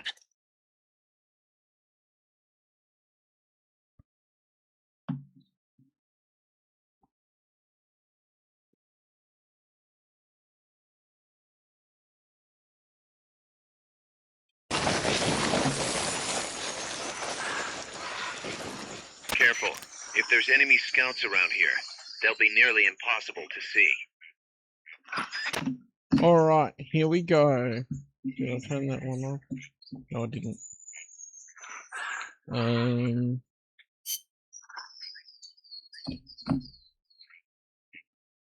I keep remembering things that I planned to do. Oh, that synced. That's good. I need to go over the hiragana again and katakana because I remember bits and pieces, but not all of it. I'll have to check through other things as well. Let me see. Give me a minute. I'm distracted. Clean.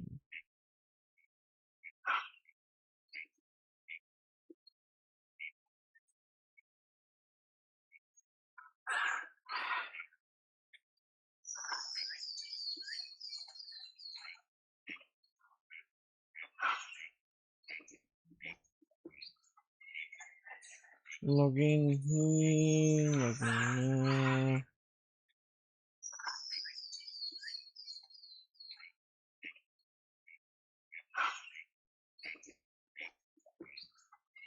There's that. Okay.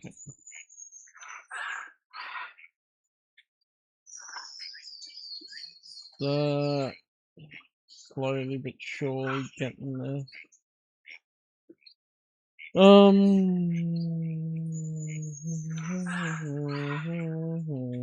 No, I've got to. There's so many blooming accounts for so many things.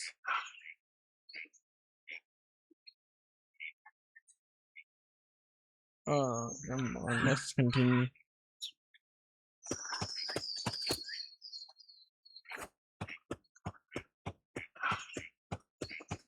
Oh, that is so much better. I can actually aim the camera with the right analog stick. Why didn't I do that earlier? Watch out. Enemy search may not spot enemies that are actively hidden.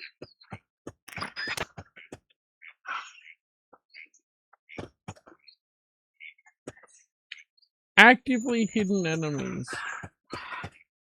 Someone there? Nothing here.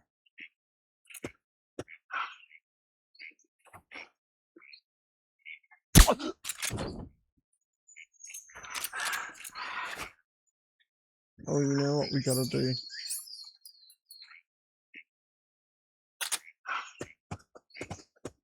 I just heard foot. Who are you?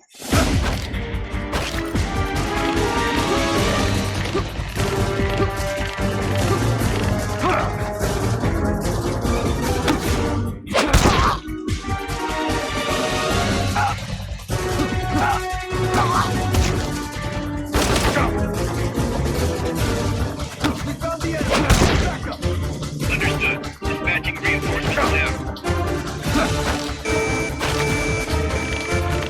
They can only wire once. This went badly. I didn't really scout it out at all.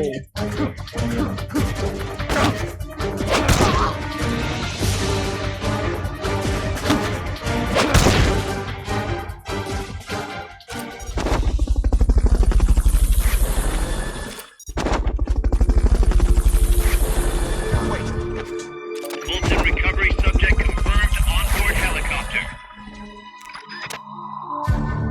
Get Fultoned! Fulton recovery helicopter is complete.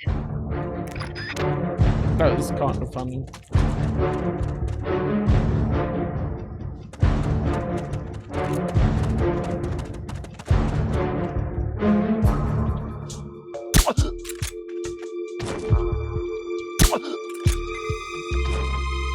Get wrecked.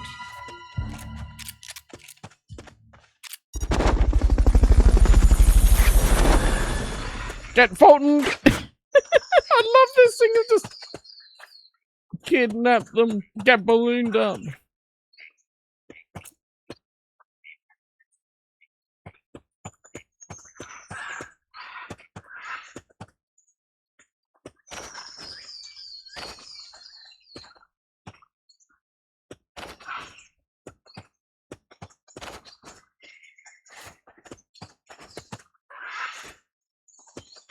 Yeah, that's so much better putting the controls on the right analog stick a bit.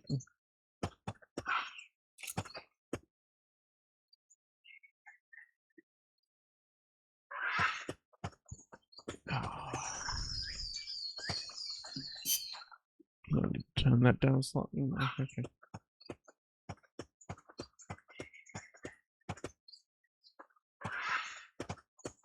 I'm still in a dream, snake eater.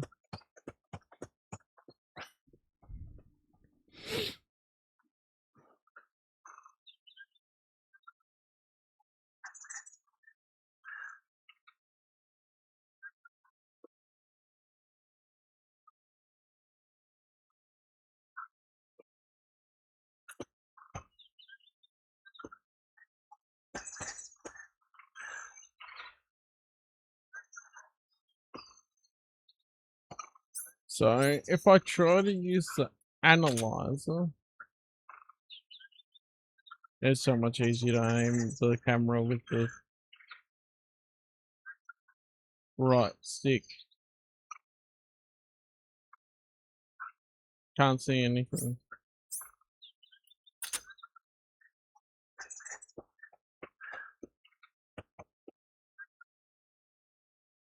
Keep an eye out for anything. Granted, this is a much bigger screen than the PSP has.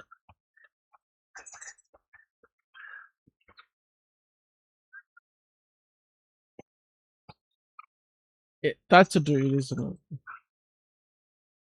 100% that's a dude.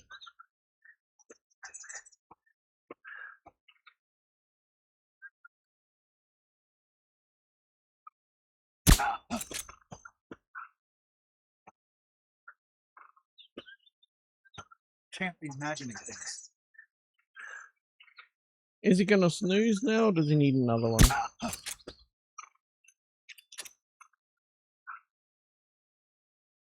Can't be imagining things.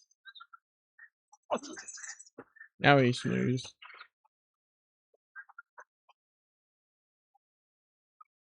Somebody.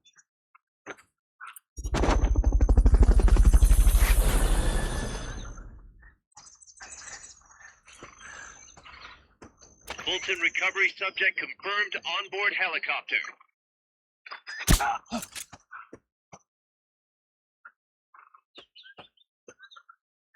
Can't be imagining things.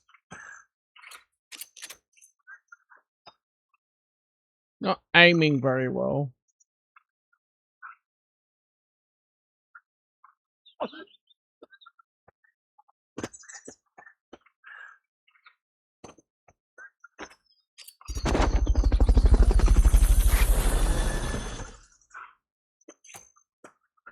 Now I can get this guy. They all surrounded an item here. I see what you're going for.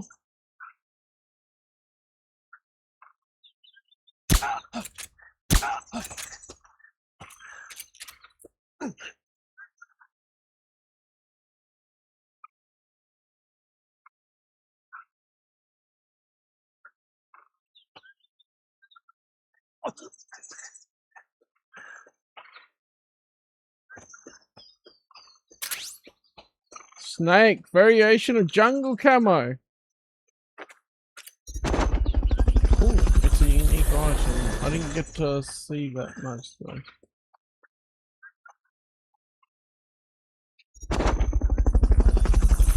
Okay. That area is not part of the mission. Maybe I should say one Fulton Fulton. helicopter is complete. Someday I feel the rain. Someday I feed on a tree frog.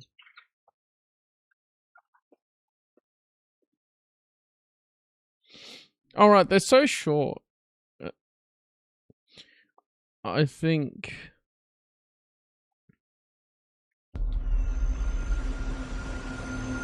I Fultoned everyone in the area anyway.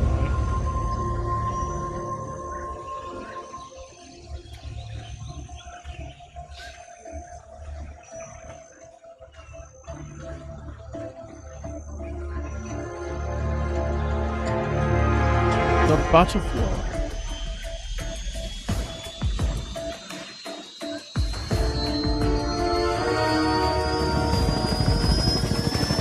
Straight up helicopter.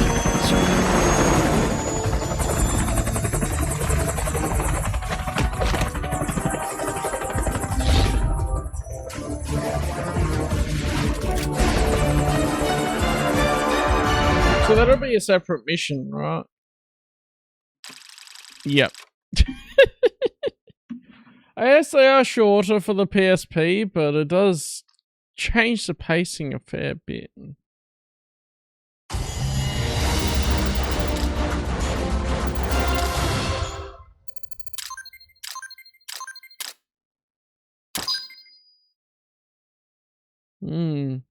Kill 0. Let's go.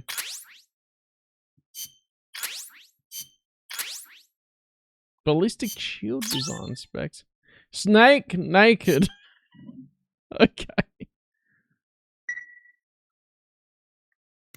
Thanks for putting me on the R&D team, Snake. I'll cut to the chase.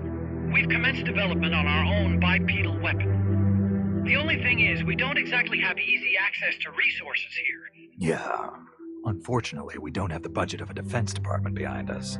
I understand. That's why I want to ask you something. If you fight any more AI weapons, could you try to gather as many of their parts as you can? That would really make things go a lot smoother. Again, easier said than done. If anyone could do it, you can, boss. You single-handedly took out the pupa. True. Look, if you're not interested, I can just work with what we have here. I'm not trying to force you to take unnecessary risks. You're the boss around here.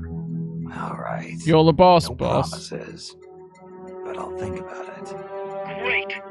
Also, each AI weapon has a head part that serves as the core of its armament. Recovering a head part will allow you to use the weapon associated with that part.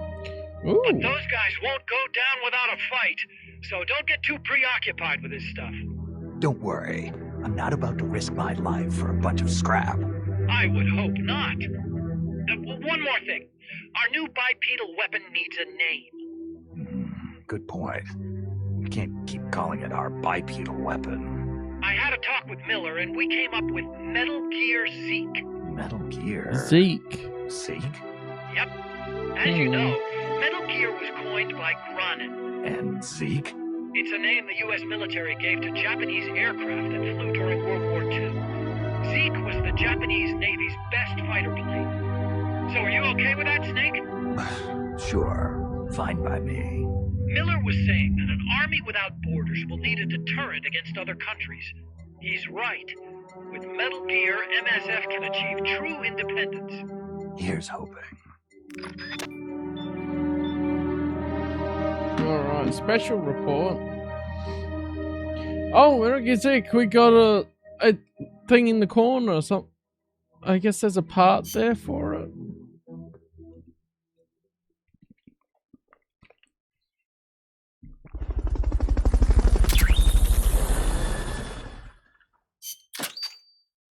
Oh, large caliber machine gun. That'll be really good for bosses. Displays nearby sound sources, animated symbols.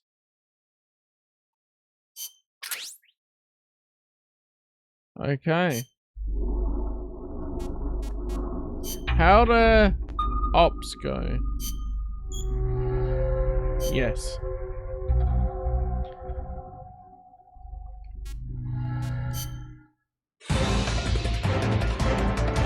So this is what it does?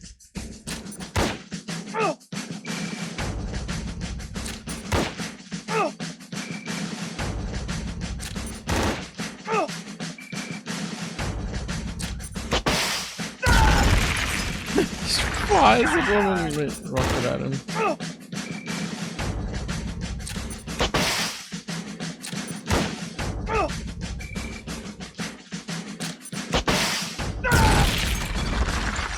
Okay.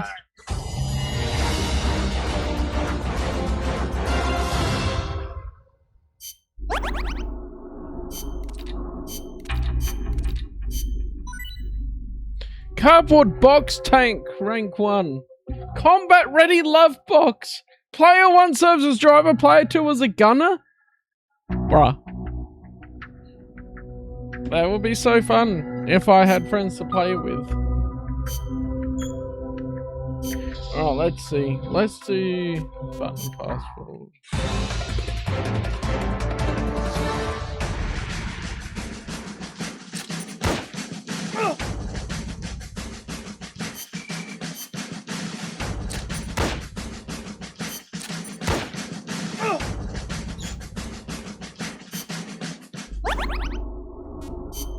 Let's skip them.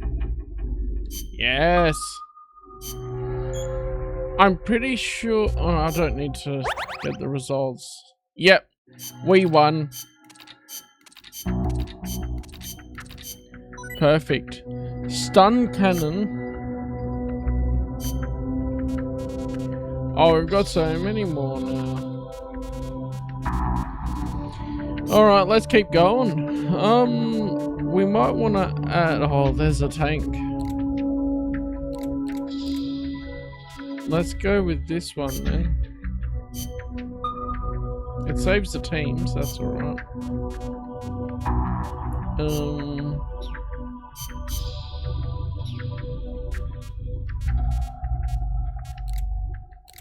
That's a tank as well. That's a tank. That's just dudes. I don't have the spare dudes to boost them. Okay, let's return to that later. We've got more dudes.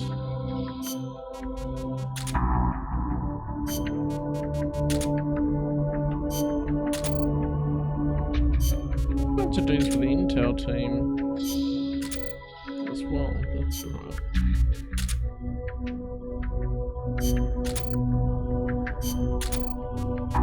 Bullshark. Oh, you're going messy. When are you going to be healed? My goodness. Sickness 20. It doesn't seem to be going down. I'm gonna keep trying because I got no one else sick to try and heal. Like Metal Gear. So we're developing our own Metal Gear, okay. We can paint it.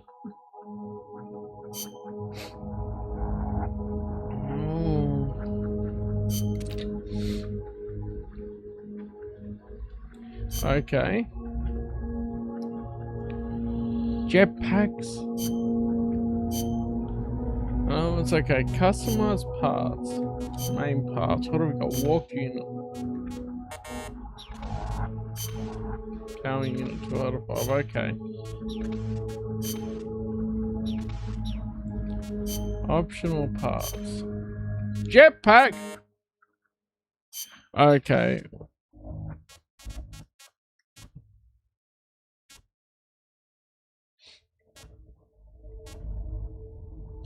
Three rail guns. Oh yeah, there's nothing there yet.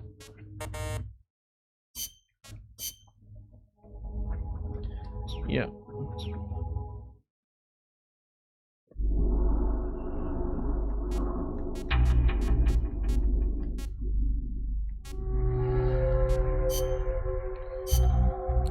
What's new? The M60, that'll be great.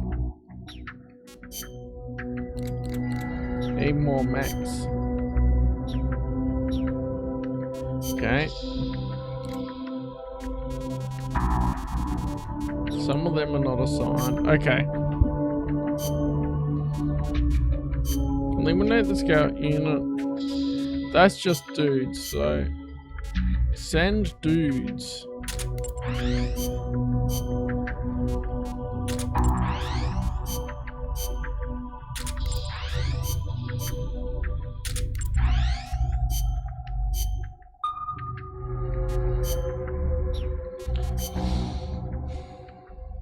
That couldn't work for this team. That's the Lev G with more dudes. That'll win. I don't know about that one. Let's have Lav G versus Lav G. Let's try that.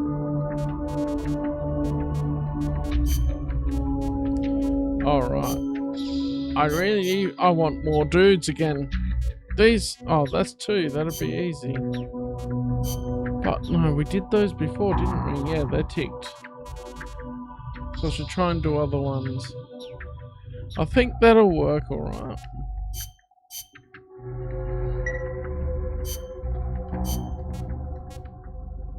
Okay.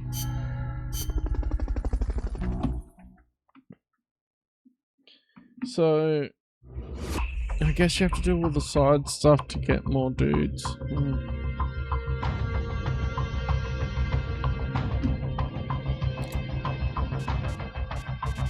But I don't really want to.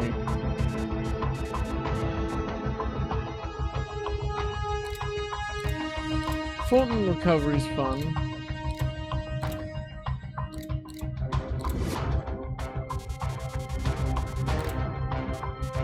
Let's just do attack chopper battle. Snake, that's a hind. You've got to take it out somehow.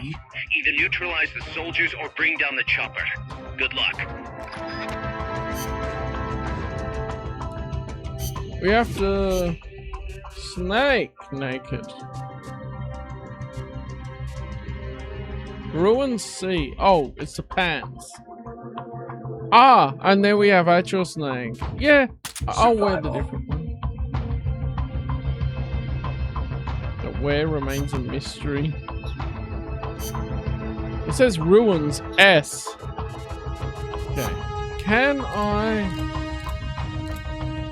equip the M60 here? Yeah, there we go.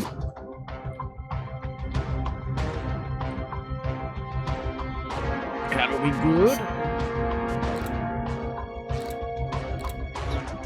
I already got the other things equipped. Okay.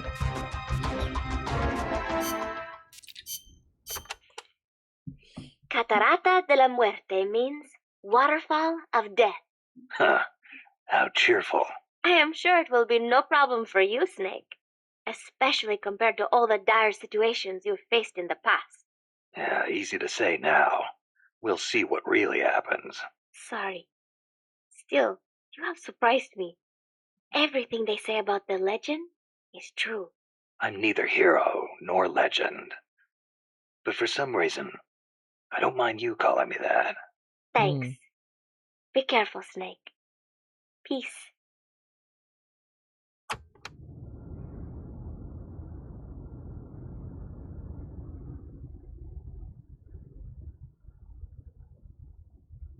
Oh, Google Play Books hasn't downloaded audiobooks.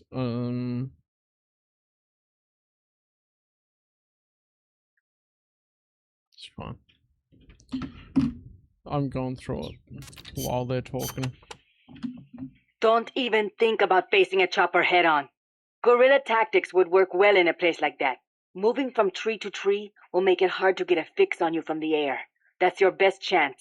Good thinking, Commandante. You clearly know your way around a battlefield. Enough, boss.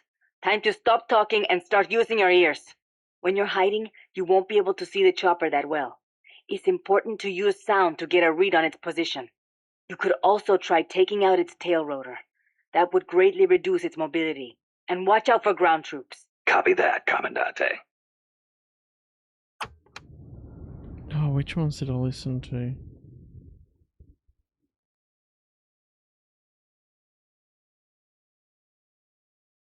I listened to the Darth Bane trilogy.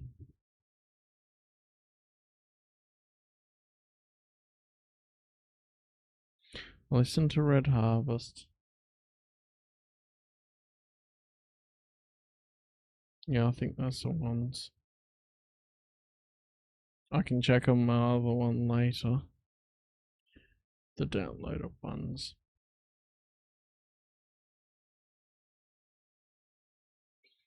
And then I should start the next one. My brain's just not all here. Alright, so I'm feeling tired after 3 days of work in a row and stuff. I may just do this last mission. Leave this here. Also can allow a bit of time for reading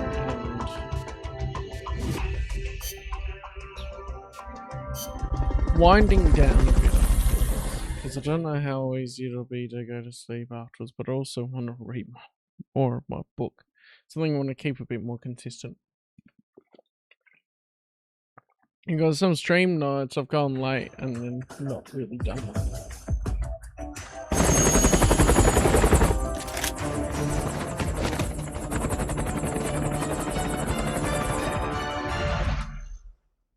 Let's go.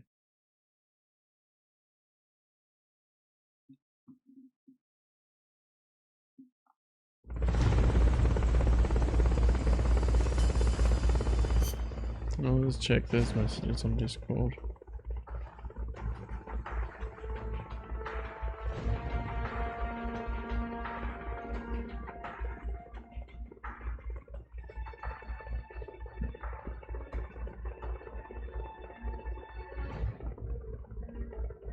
Alright. Eliminate that squadron snake. Strike before they spot you. Bottleneck him.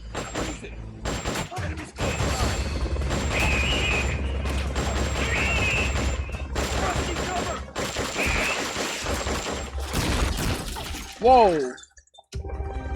Yep.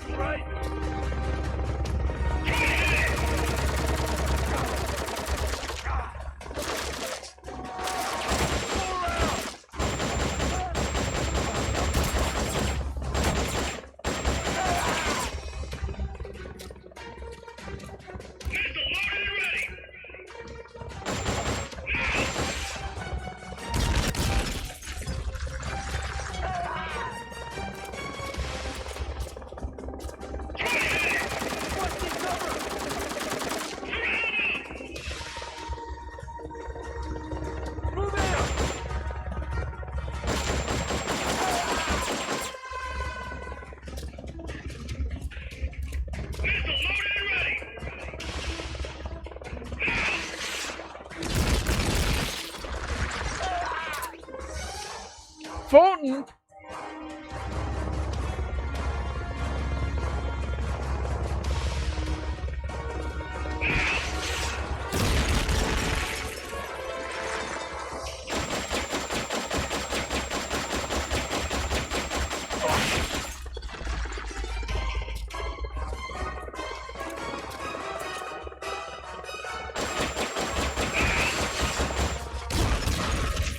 Yeah, I could choose this from here, I guess.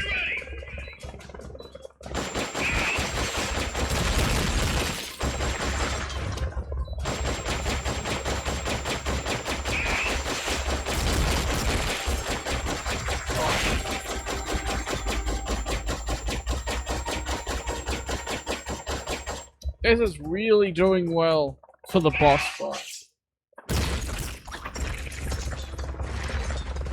Let me get behind him.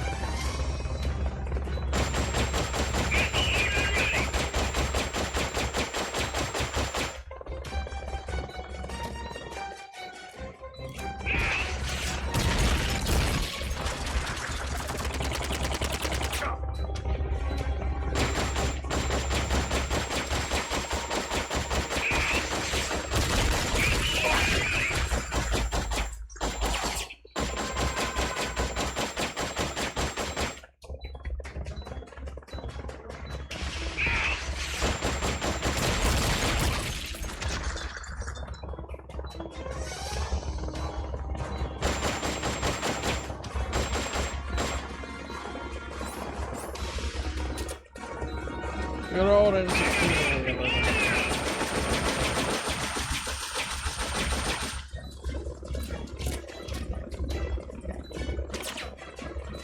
Get the bottleneck again.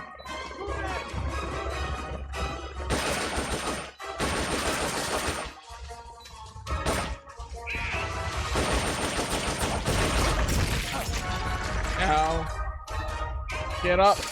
Requesting cover!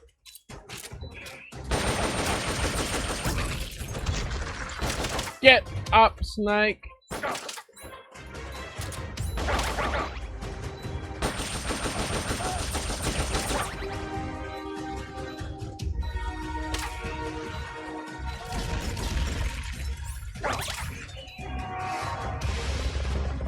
Oi.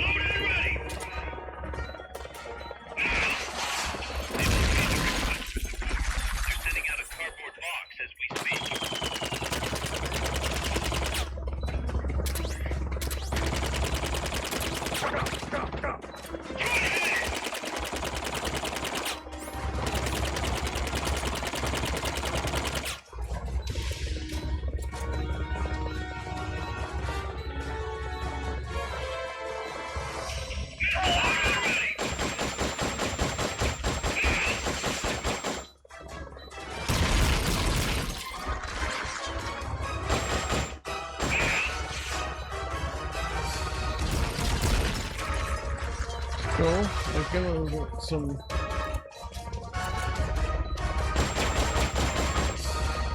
extra.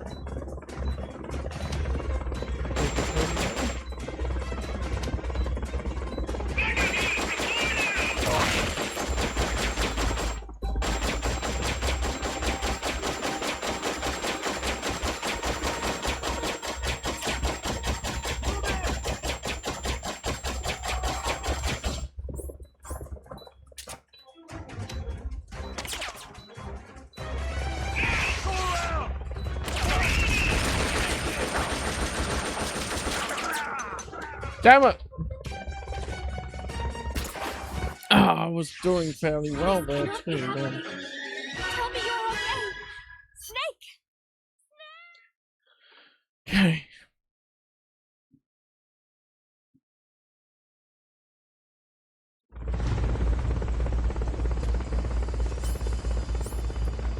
Eliminate that squadron, Snake. They're trying to find you. Make sure they don't.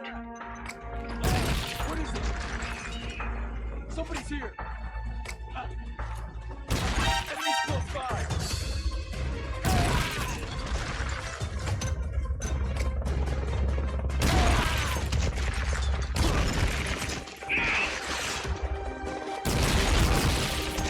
Damn it, that was silly.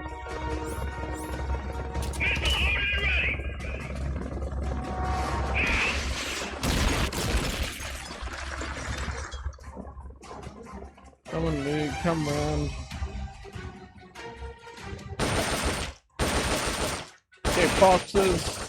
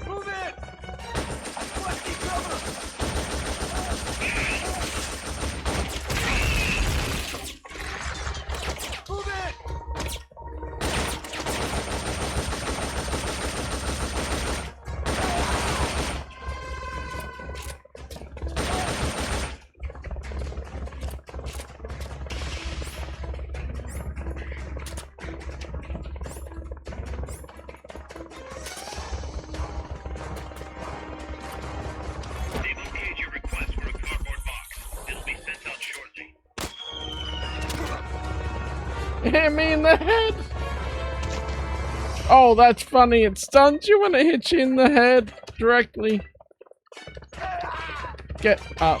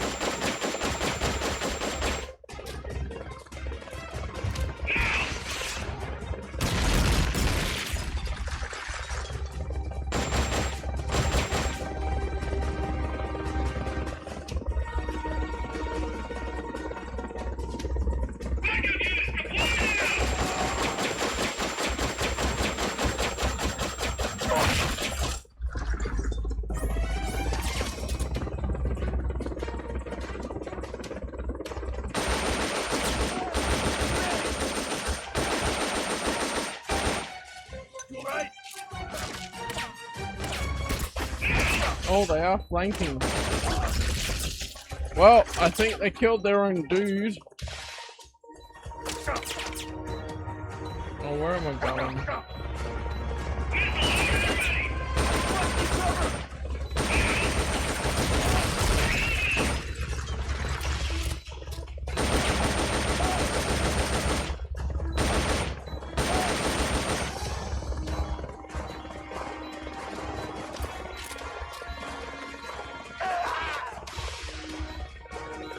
Okay, that's just killing me.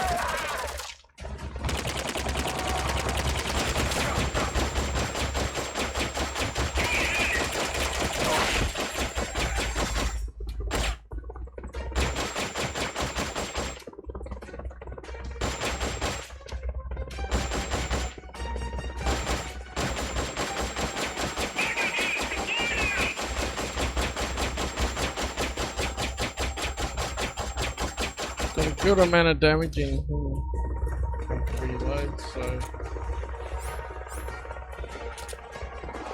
Move in! Probably gonna be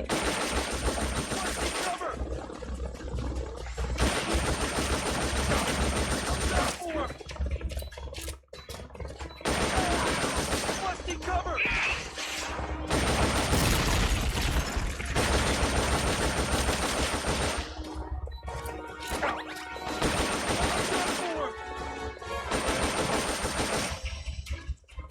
Can't see.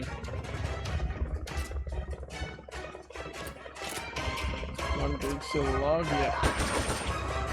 Couple are.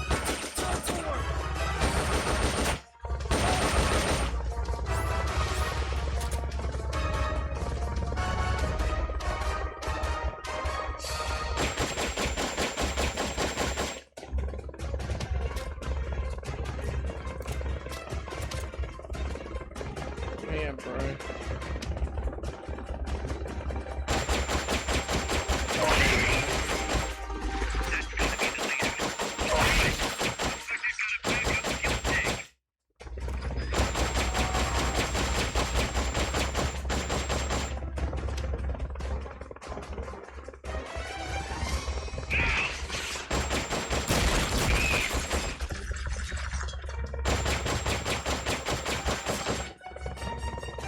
I don't seem to be getting the captain.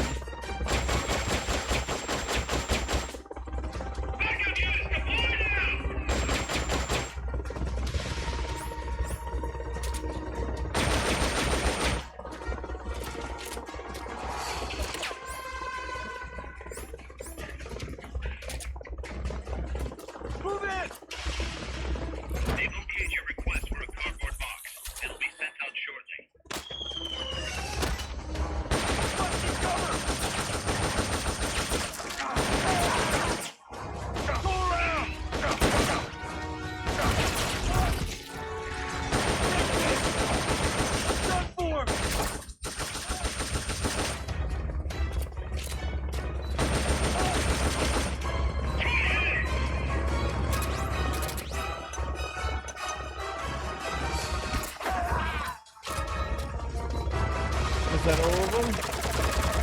I think so.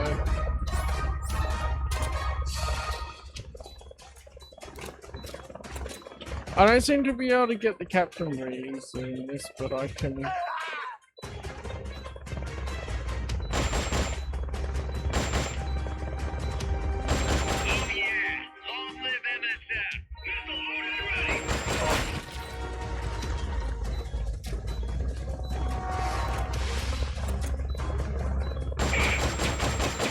I got him a little bit.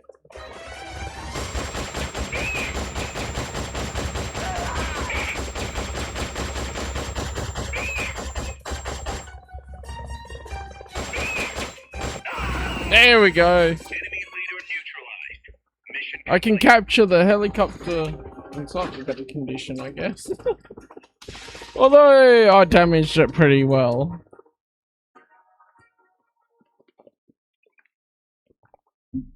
It's fine.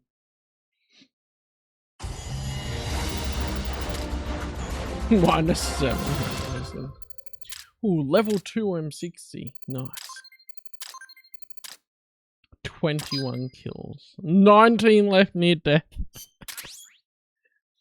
Cat. Title given to soldiers who mainly use medium range weapons and favor taking down enemies with non-lethal force. Well. Headshot Master rank C. Over 100 headshots. Nice. I don't know what heroism does.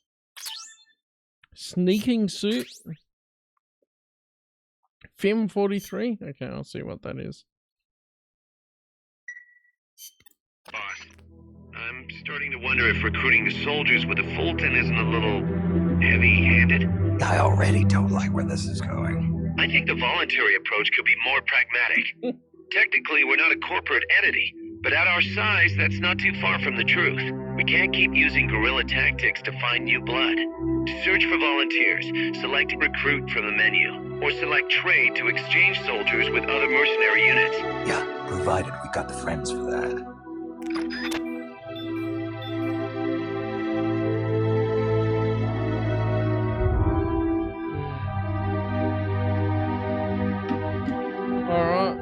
I know, I clearly didn't Fulton anyone there, but those ones I just want to have fun and blast them.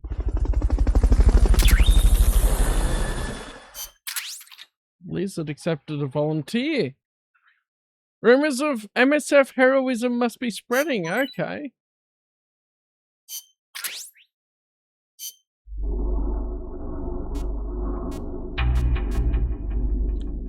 Over wireless LAN. Yeah, that's not gonna happen.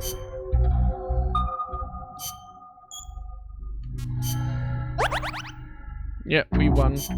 Good. Transported to sickbay. Finally, we have someone else in sickbay. We'll see what that is. I don't know the numbers. Naked Leaf. 12 gauge shot. Badger accepted as a volunteer.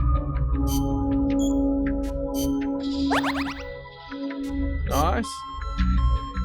Okay, so we're definitely getting people more.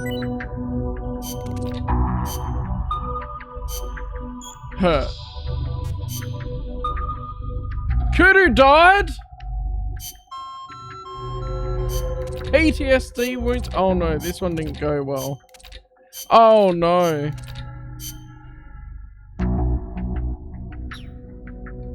Well. Let's see. Medical team. Medical team. Medical team's finally gonna be useful. Metal.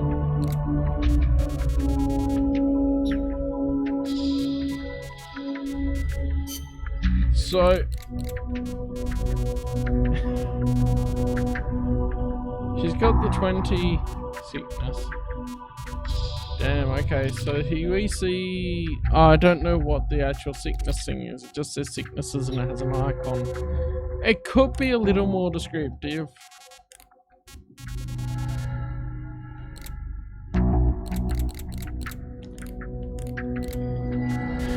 Okay.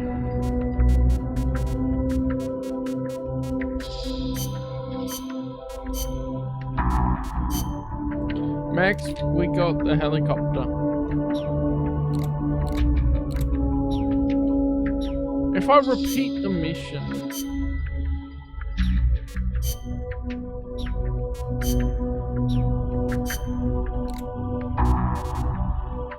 Oh yeah, I didn't even look at the Sonic Eye.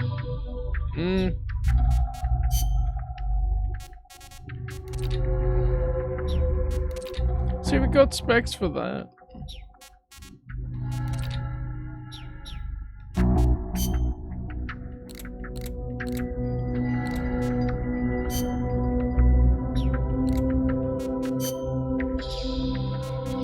That's Fulton level 3, 24 or higher, okay. Level 2 rations would be really good, actually. You probably get more of them. 22 or higher, wow. Okay. So we're looking at weapons for some of these others.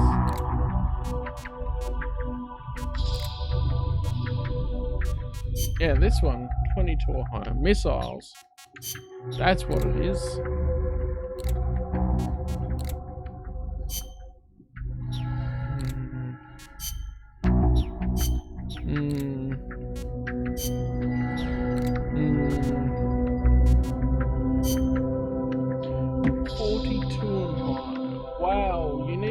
Requirements for the third rank of the Mark 22.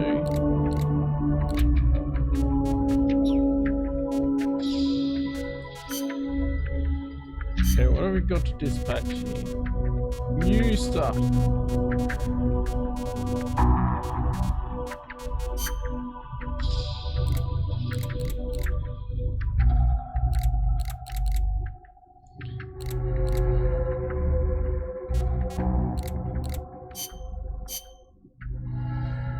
There's no one combat unit. Okay, we don't have 3 teams. We've got 2 teams. What's the best? Destroy the small attack helicopter.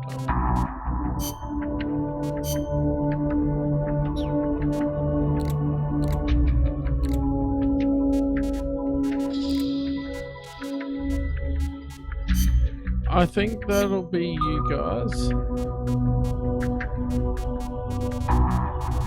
Small armored unit. I think that'll be what we go with.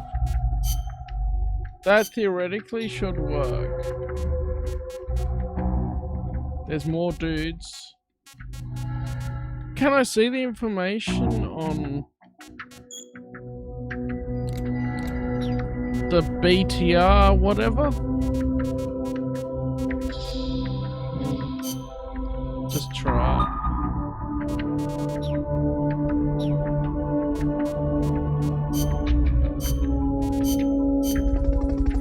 Now there's probably mission briefing stuff to listen to here. Head for the lab. Oh, that was 3 difficulty versus 2. Oh, that's it. BTR 60PA. Oh. I kinda don't feel like doing the side stuff though. Snake, infiltrate Dr. Strangelove's research lab and either deactivate or destroy the AI. The lab's built into some ancient ruins, so find those first. Let's listen to these.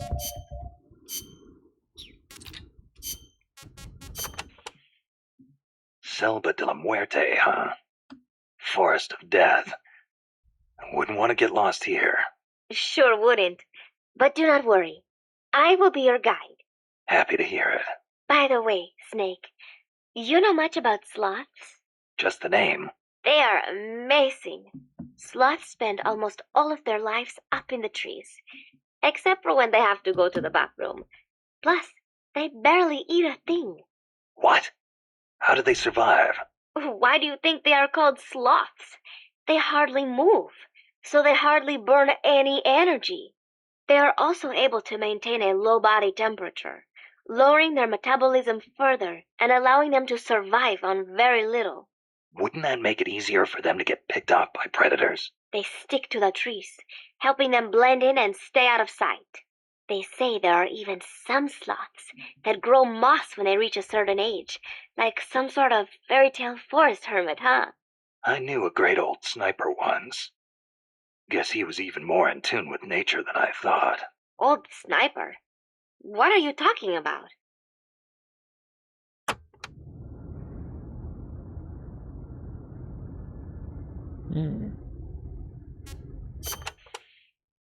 La Ruinas de Xochiquetzal will be around there.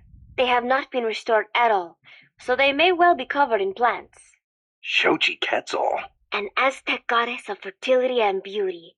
They say she was always accompanied by birds and butterflies. One theory states she was the mother of the god known as Quetzalcoatl. Quetzalcoatl. The Quetzal is said to be an incarnation of Quetzalcoatl, hence its name. I get it. Well, this place definitely matches the atmosphere of a cloud forest. Now, it may have seen better days, but that is still a temple, so be sure to show respect when you're inside. If the mood strikes me. Well, you've got no one to blame but yourself if Xochiquetzal strikes you down. Mm-hmm.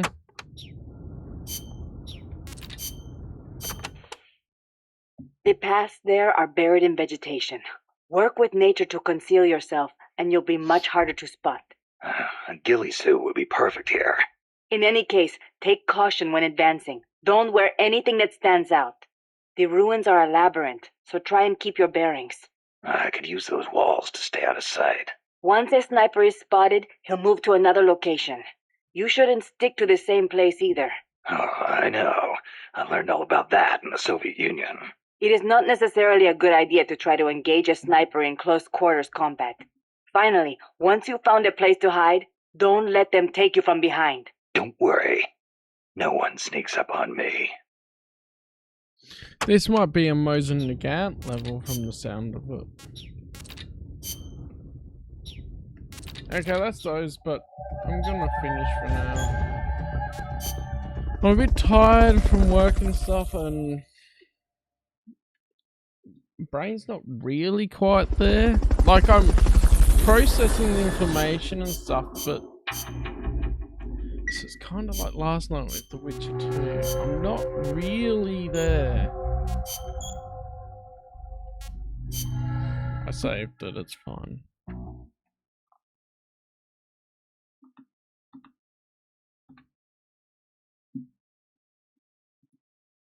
So that'll probably do for tonight. There's not many people in the chat either. Maybe I'd be more enthused if people were. It's how the night goes. But yeah, for now, thanks for joining and watching. Hope you enjoyed the bit. It is still fun. I think what's getting me with this one is you can very much tell they were limited by the PSP with what they wanted to do with it. Because Metal Gear Solid 3 was such a banger. Metal Gear Solid 4, the gameplay was enhanced. And you still have a lot of fun along the ride, but then this one seems more held back by the limitations of the system. But anyway, that'll do for now.